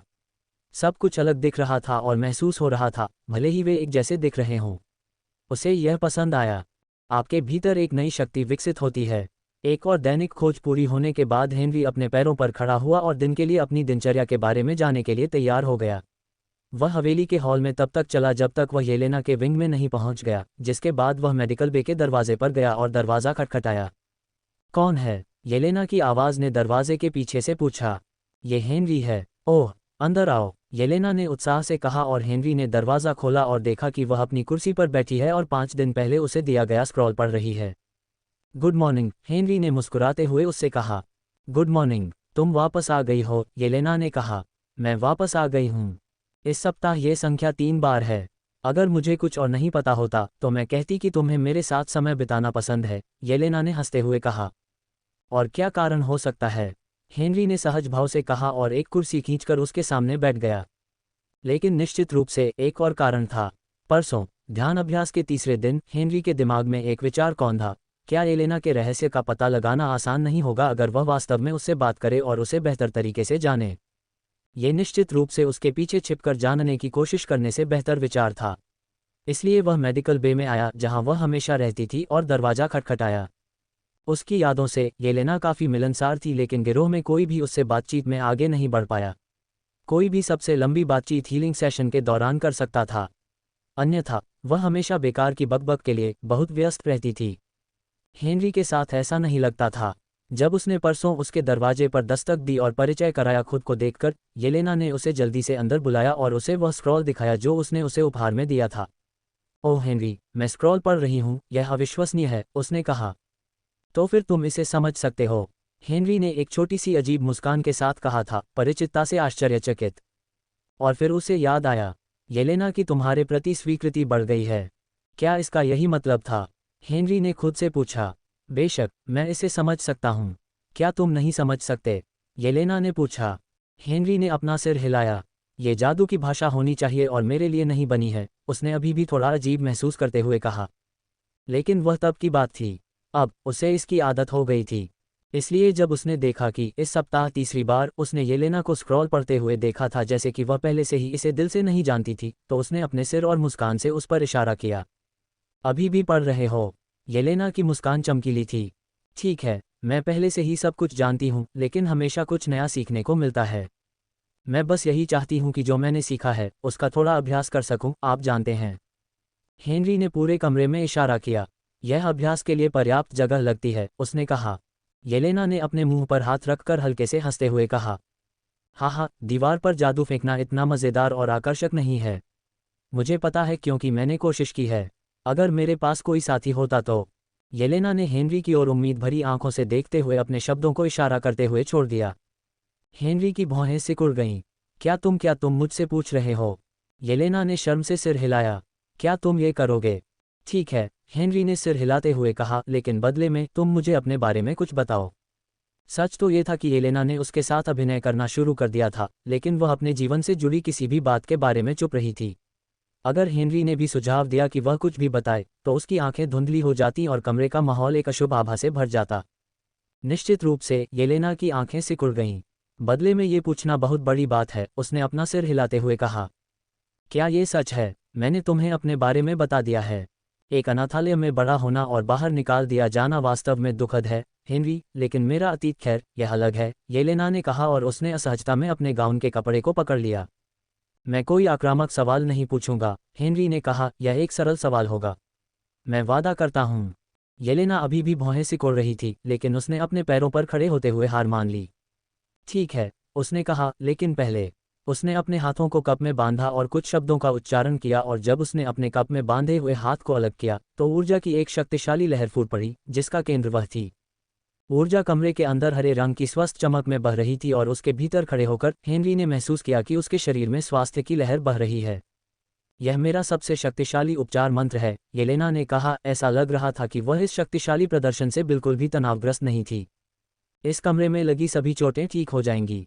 हेनरी ने मुस्कुराते हुए कुछ स्ट्रेचिंग एक्सरसाइज की। मुझे यह आवाज़ अच्छी लगी। चलो शुरू करते हैं। बेशक, येलेना ने कहा और वह अब भौहें नहीं सिकोड़ रही थी। वास्तव में, वह उत्साह से मुस्कुराए। यह एक खूबसूरत मुस्कान थी जिसे हेनरी वापस नहीं ला सका, लेकिन जब येलेना ने एक तूफानी धार के बल के साथ एक जादुई ऊर्जा को बाहर निकालना शुरू किया, तो वह मुस्कान लड़खड़ा गई। रहस्यमयी प्रतान अंधेरे चटकती ऊर्जा के साथ आकार लेने लगे, लेकिन यह एक नहीं था, ये दो नहीं था। हेनरी ने कम से कम 10 प्रतान गिने, जो येलेना के सामने एक पर्दे की तरह पंक्तिबद्ध थे। हेनरी ने रुख अपनाया, लेकिन उसकी आंखें चौड़ी हो गईं और उसके माथे पर ठंडा पसीना आने लगा। कुछ ठीक नहीं है। क्या ये वही मंत्र है जो वॉरलॉक ने इस्तेमाल किया था? हेनरी ने सोचा कि यह कोई तरीका नहीं था कि यह वही मंत्र हो। और फिर भी ये था। ये वही मंत्र था जो येलेना के सुंदर और नाजुक शरीर के भीतर जादुई ऊर्जा के विशाल भंडार द्वारा कम से कम 10 गुना बढ़ा दिया गया था। इससे भी बदतर, येलेना को यह एहसास नहीं हुआ कि वह उससे कहीं ज्यादा शक्तिशाली मंत्र का जाप कर रही थी। उसने बस उत्साह में अपने सामने मौजूद कैंडल्स को एक धमाके में मिलाया और फायर कर दिया। अपनी बढ़ी हुई चपलता के बावजूद हेनरी रास्ते से हट नहीं सका। वह जादुई शक्ति से पैदा हुआ था जिसका वह संभवतः मुकाबला नहीं कर सकता था। हमले ने उसे बिना किसी प्रतिरोध के मारा। चटकती हुई ऊर्जा हेनरी के अंदरूनी हिस्सों में घुस गई, उसके अंगों को चीरती हुई और उसकी हड्डियों को चकनाचूर कर देती हुई। उसका दिल इतनी ऊर्जा से भर गया था कि वह उसकी छाती में फट गया। आपने 30 हिट पॉइंट खो दिए हैं। Hit point 0/30। आप मर गए हैं। शायद सौभाग्य से, विस्फोट की चपेट में आने के सदमे ने हेनरी को सारी संवेदनाएं सुन्न कर दी, इसलिए उसके बाद उसे जो भी नुकसान हुआ, वह सहनीय था। वह शांति से अंधेरे में चला गया। आह, मैं यहाँ वापस आ गया हूँ, हेनरी ने सोचा, क्योंकि उसके चारों ओर अंधेरा छा गया था। तो मैं पावर टेस्ट में मर गया। किसने सोचा होगा? येलेना का हीलिंग स्किल प्रभावी है। सभी चोटें ठीक हो गई हैं और मृत्यु सहित सभी स्थिति असामान्यताएं उलट गई हैं। आपने 30 हिट पॉइंट प्राप्त कर लिए हैं। Hit point 30/30। हेनरी को जीवन से भरा हुआ महसूस हुआ और उसे लगा कि कोई उसे अंधेरे से बाहर खींच रहा है, इससे पहले कि उसकी आंखें चौड़ी हो जाएं और येलेना का चिंतित चेहरा उसके चेहरे से कुछ इंच की दूरी पर दिखाई दे। हे भगवान, तुम जीवित हो, उसने गहरी राहत के साथ कहा और भावना से प्रेरित होकर उसने अपनी बाहें उसके गले में लपेट लीं और उसे कसकर गले लगा लिया। सबसे पहले हेनरी को गर्मी ने अपनी ओर खींचा, जबकि उसकी सूंघने की शक्ति येलेना के शरीर से आने वाली मीठी खुशबू में डूबी हुई थी, लेकिन फिर उसकी आंखें एहसास में चौड़ी हो गईं। राहत की वह भावना, क्या उसे नहीं लगा कि मैं बच जाऊंगा? ये तथ्य कि येलेना को संदेह था कि उसका हीलिंग स्किल उसे मौत से भी वापस ला सकता है, हेनरी के पेट में एक असहज गांठ बन गई। ये सब वास्तव में खत्म हो सकता था, उसने गहरी भौहें सिकुड़ते हुए सोचा। तुमने मौत को धोखा दिया है। तुमने एक महान उपलब्धि हासिल की है। तुम्हें 75 अनुभव प्राप्त हुए हैं। नोटिफिकेशन पढ़ते हुए, खासकर आखिरी, हेनरी की भौहें जल्दी ही मुस्कुराहट में बदल गईं। दूसरी मौत का आघात उसके दिमाग से लगभग पूरी तरह से गायब हो गया था और अब वह इस अनुभव को अलग तरह से देख रहा था। ठीक है, ये वैसा ही है जैसा वे कहते हैं। कोई जोखिम नहीं, कोई इनाम नहीं, कोई दर्द नहीं तो कोई लाभ नहीं। अगर मैं फिर से मरता हूं तो क्या मुझे और अनुभव मिलेगा? येलेना ने अपना सिर पीछे खींच लिया। मैं कसम खाती हूं कि मुझे नहीं पता था कि यह तुम्हें मार देगा, उसने गंभीरता से कहा। मैं कसम खाती हूं। सब ठीक है, हेनरी ने कहा। जब येलेना ने उसकी गर्दन छोड़ी और अपने पैरों पर खड़ी हो गई, उसका चेहरा एक व्यथित भाव में था। हे भगवान, मेरे हीलिंग स्किल ने कभी भी मृतकों को वापस नहीं लाया है। एक पल के लिए मुझे वास्तव में लगा कि यह खत्म हो गया है। उसकी आंखों के कोनों में नमी की बूंदें थीं। वह इस बात से प्रभावित नहीं दिख रही थी कि उसके जादू ने इतना अविश्वसनीय काम किया है। अगर कुछ था तो वह बिखरी हुई दिख रही थी। सब ठीक है, सच में, मैं ठीक हूँ, हेनरी ने कहा। मैं तुम्हें मार सकता था। मुझे बहुत खेद है, येलेना ने कहा और दूसरी ओर देखने लगी। हेनरी ने हल्की सी आह भरी। माफ़ी स्वीकार है, लेकिन तुमने मुझे वापस जिंदा कर दिया, इसलिए मैं कहूँगा कि हम बराबर हैं। अगर मैं न होती तो तुम्हें वापस जिंदा नहीं करना पड़ता, येलेना ने कहा। किसी भी तरह मैं मरी नहीं हूँ। अगली बार बस मुझ पर नरमी बरतें, ठीक है? येलेना ने फिर आश्चर्य से आंखें घुमाईं। अगली बार भी होगा। हेनरी को ऐसा लग रहा था कि वह हैरान था कि उसने पूछा भी। बेशक, येलेना ने अपना सिर हिलाया। मुझे नहीं पता, उसने कहा। तुम गलतियां करने जा रहे हो। आप एक गलती को बेहतर बनने की कोशिश करने से नहीं रोक सकते। यह एक बहुत बड़ी गलती थी, येलेना ने कहा। उसका स्वर नर्म था। हेनरी ने कंधे उचकाए। ये दृष्टिकोण पर निर्भर करता है। मैंने इसे झेला है और मैं आपको बताता हूं कि यह इतनी बड़ी बात नहीं थी। ये झूठ था, यह एक बड़ी बात थी। लेकिन पहले लोगों को प्रेरित करने के बाद हेनरी जानता था कि येलेना को यह बताने से उसे मदद नहीं मिलेगी। किसी भी संभावित व्यक्ति के लिए सबसे बुरी बात यह है कि आघात उसे मानसिक अवरोध बनने देता है। वह ये बात अपने अनुभव से जानता था। साथ ही, अगर वह अब हार मान लेती है तो वह कैसे प्रयोग कर सकता था कि क्या अधिक मौतें उसे अधिक अनुभव प्रदान करेंगी।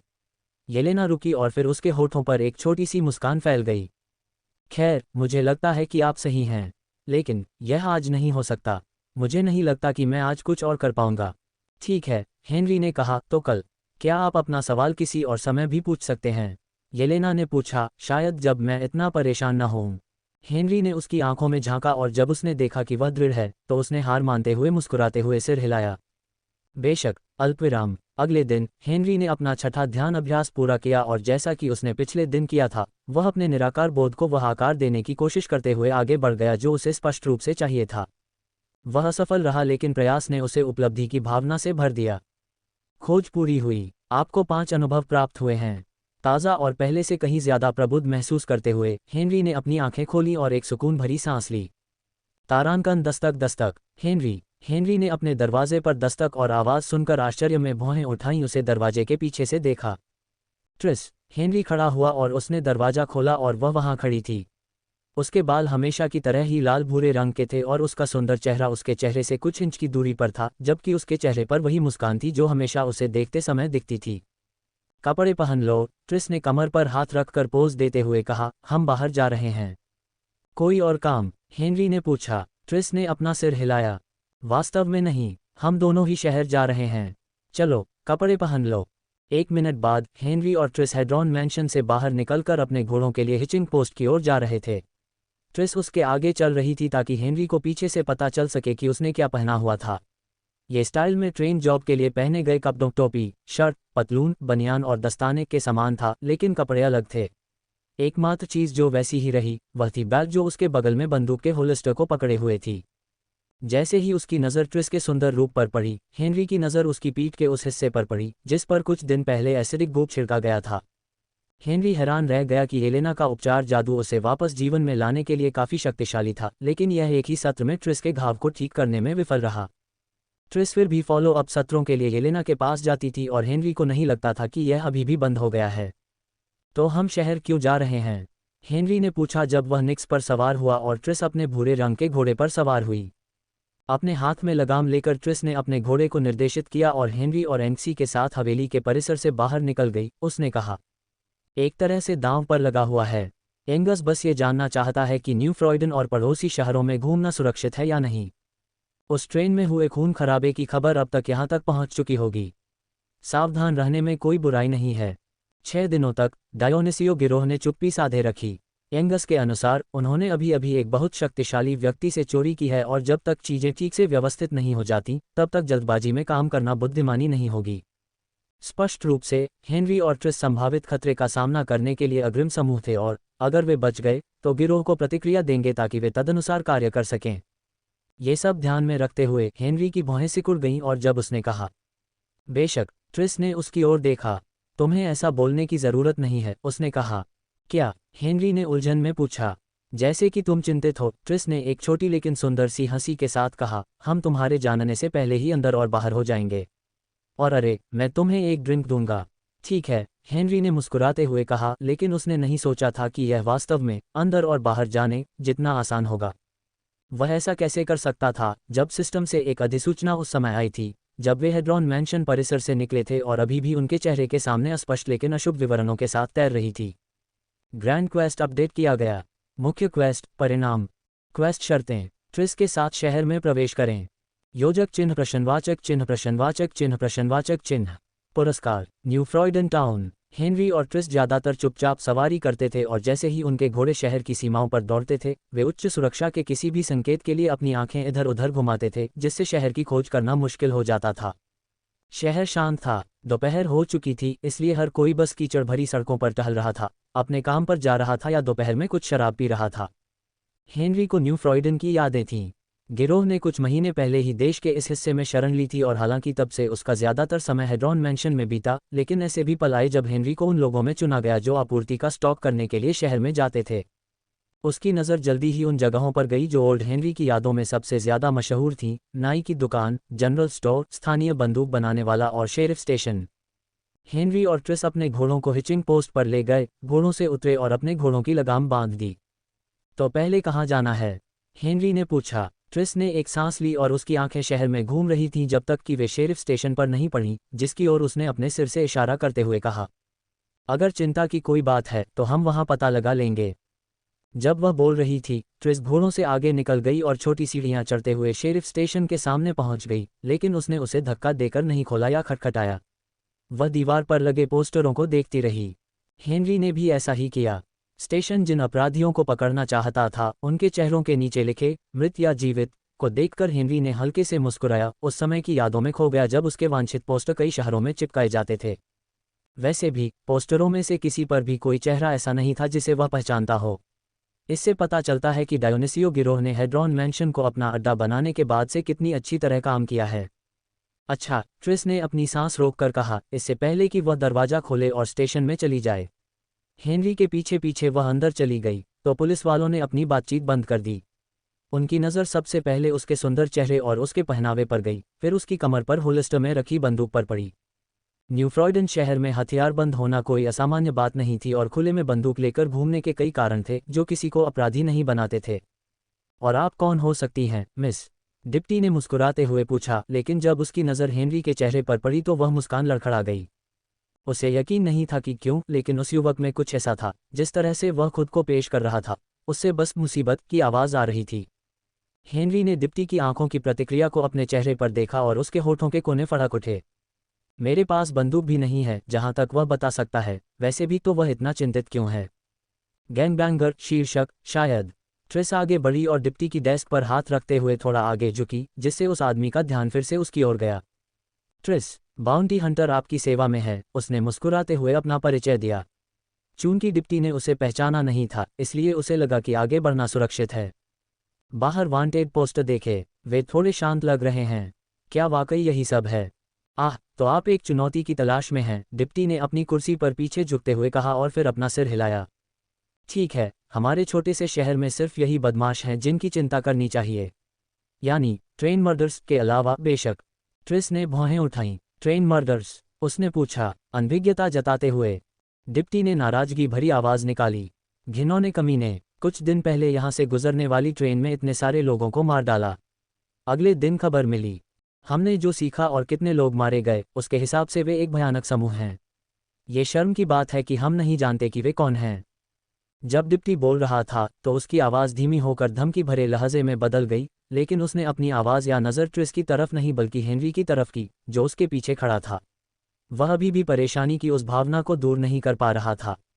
मैं समझ गया, ट्रिस ने सीधे होते हुए कहा, तो शर्म की बात है। उनमें से कोई भी पोस्टर काम नहीं आएगा। एक बार जब आप उन भयानक हत्यारों का नाम और चेहरा बता देंगे तो मैं उन्हें आपके लिए ढूंढने में बहुत खुश होऊंगा। बेशक, एक शुल्क के लिए। डिप्टी ने हेनरी से अपनी नज़रें हटा लीं और ट्रिस के सुंदर चेहरे और उसकी आत्मविश्वास भरी मुस्कान पर ध्यान केंद्रित किया।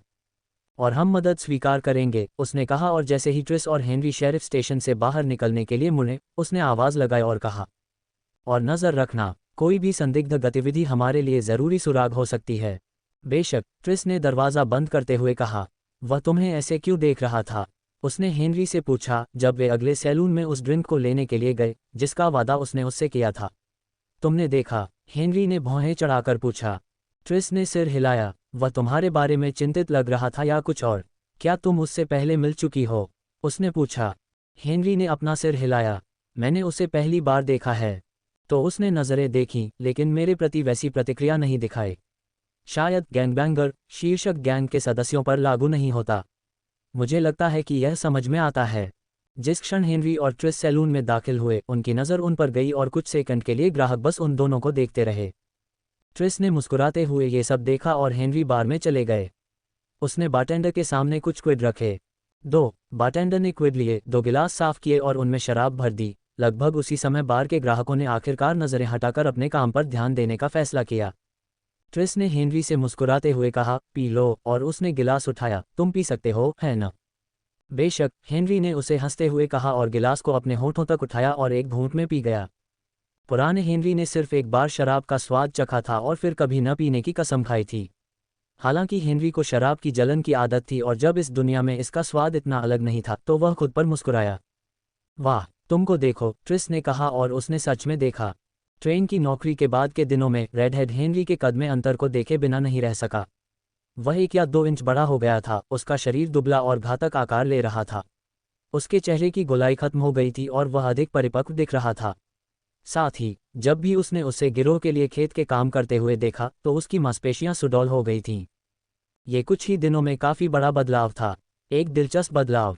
हेनरी ने महसूस किया कि ट्रिस उसे देख रही है और सच में, वह भी उसे देख रहा था। तो ट्रेन मर्डर्स के बारे में अब क्या? उसने पूछा जब बारटेंडर ने गिलास फिर से भरे। ट्रिस ने कंधे उचकाए और उसकी आवाज़ फुसफुसाहट में बदल गई।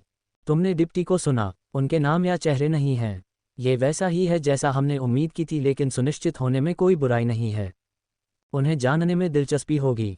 हेनरी बेशक समझ गया कि वे गिरोह के बाकी सदस्य थे। ट्रिस अपने शब्दों को सावधानी से चुन रही थी और सुनने वालों के मामले में गिरोह का नाम लेने से बच रही थी। कुछ और मिनट बीत गए। हेनरी और ट्रिस ने और भी ड्रिंक्स पी ली थीं। दोनों में से कोई भी नशे में नहीं दिख रहा था और हेनरी शराब को बर्दाश्त कर सकता था। यह उन चीज़ों में से एक थी जिसके बारे में उन्होंने बात की। तारांकन बम। तारांकन। इस आवाज़ के कारण सारी बातचीत बंद हो गई क्योंकि सभी प्रयास स्रोत पर चले गए।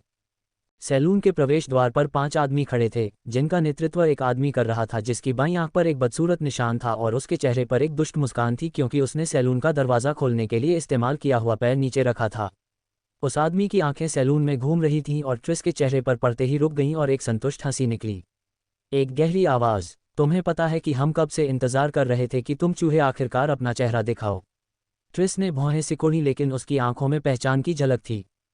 लैंगलॉर्ड, उसने अपनी उफनती सांस के नीचे कहा और उसका हाथ धीरे धीरे उसके बगल में होल्स्टर में रखी बंदूक की ओर चला गया।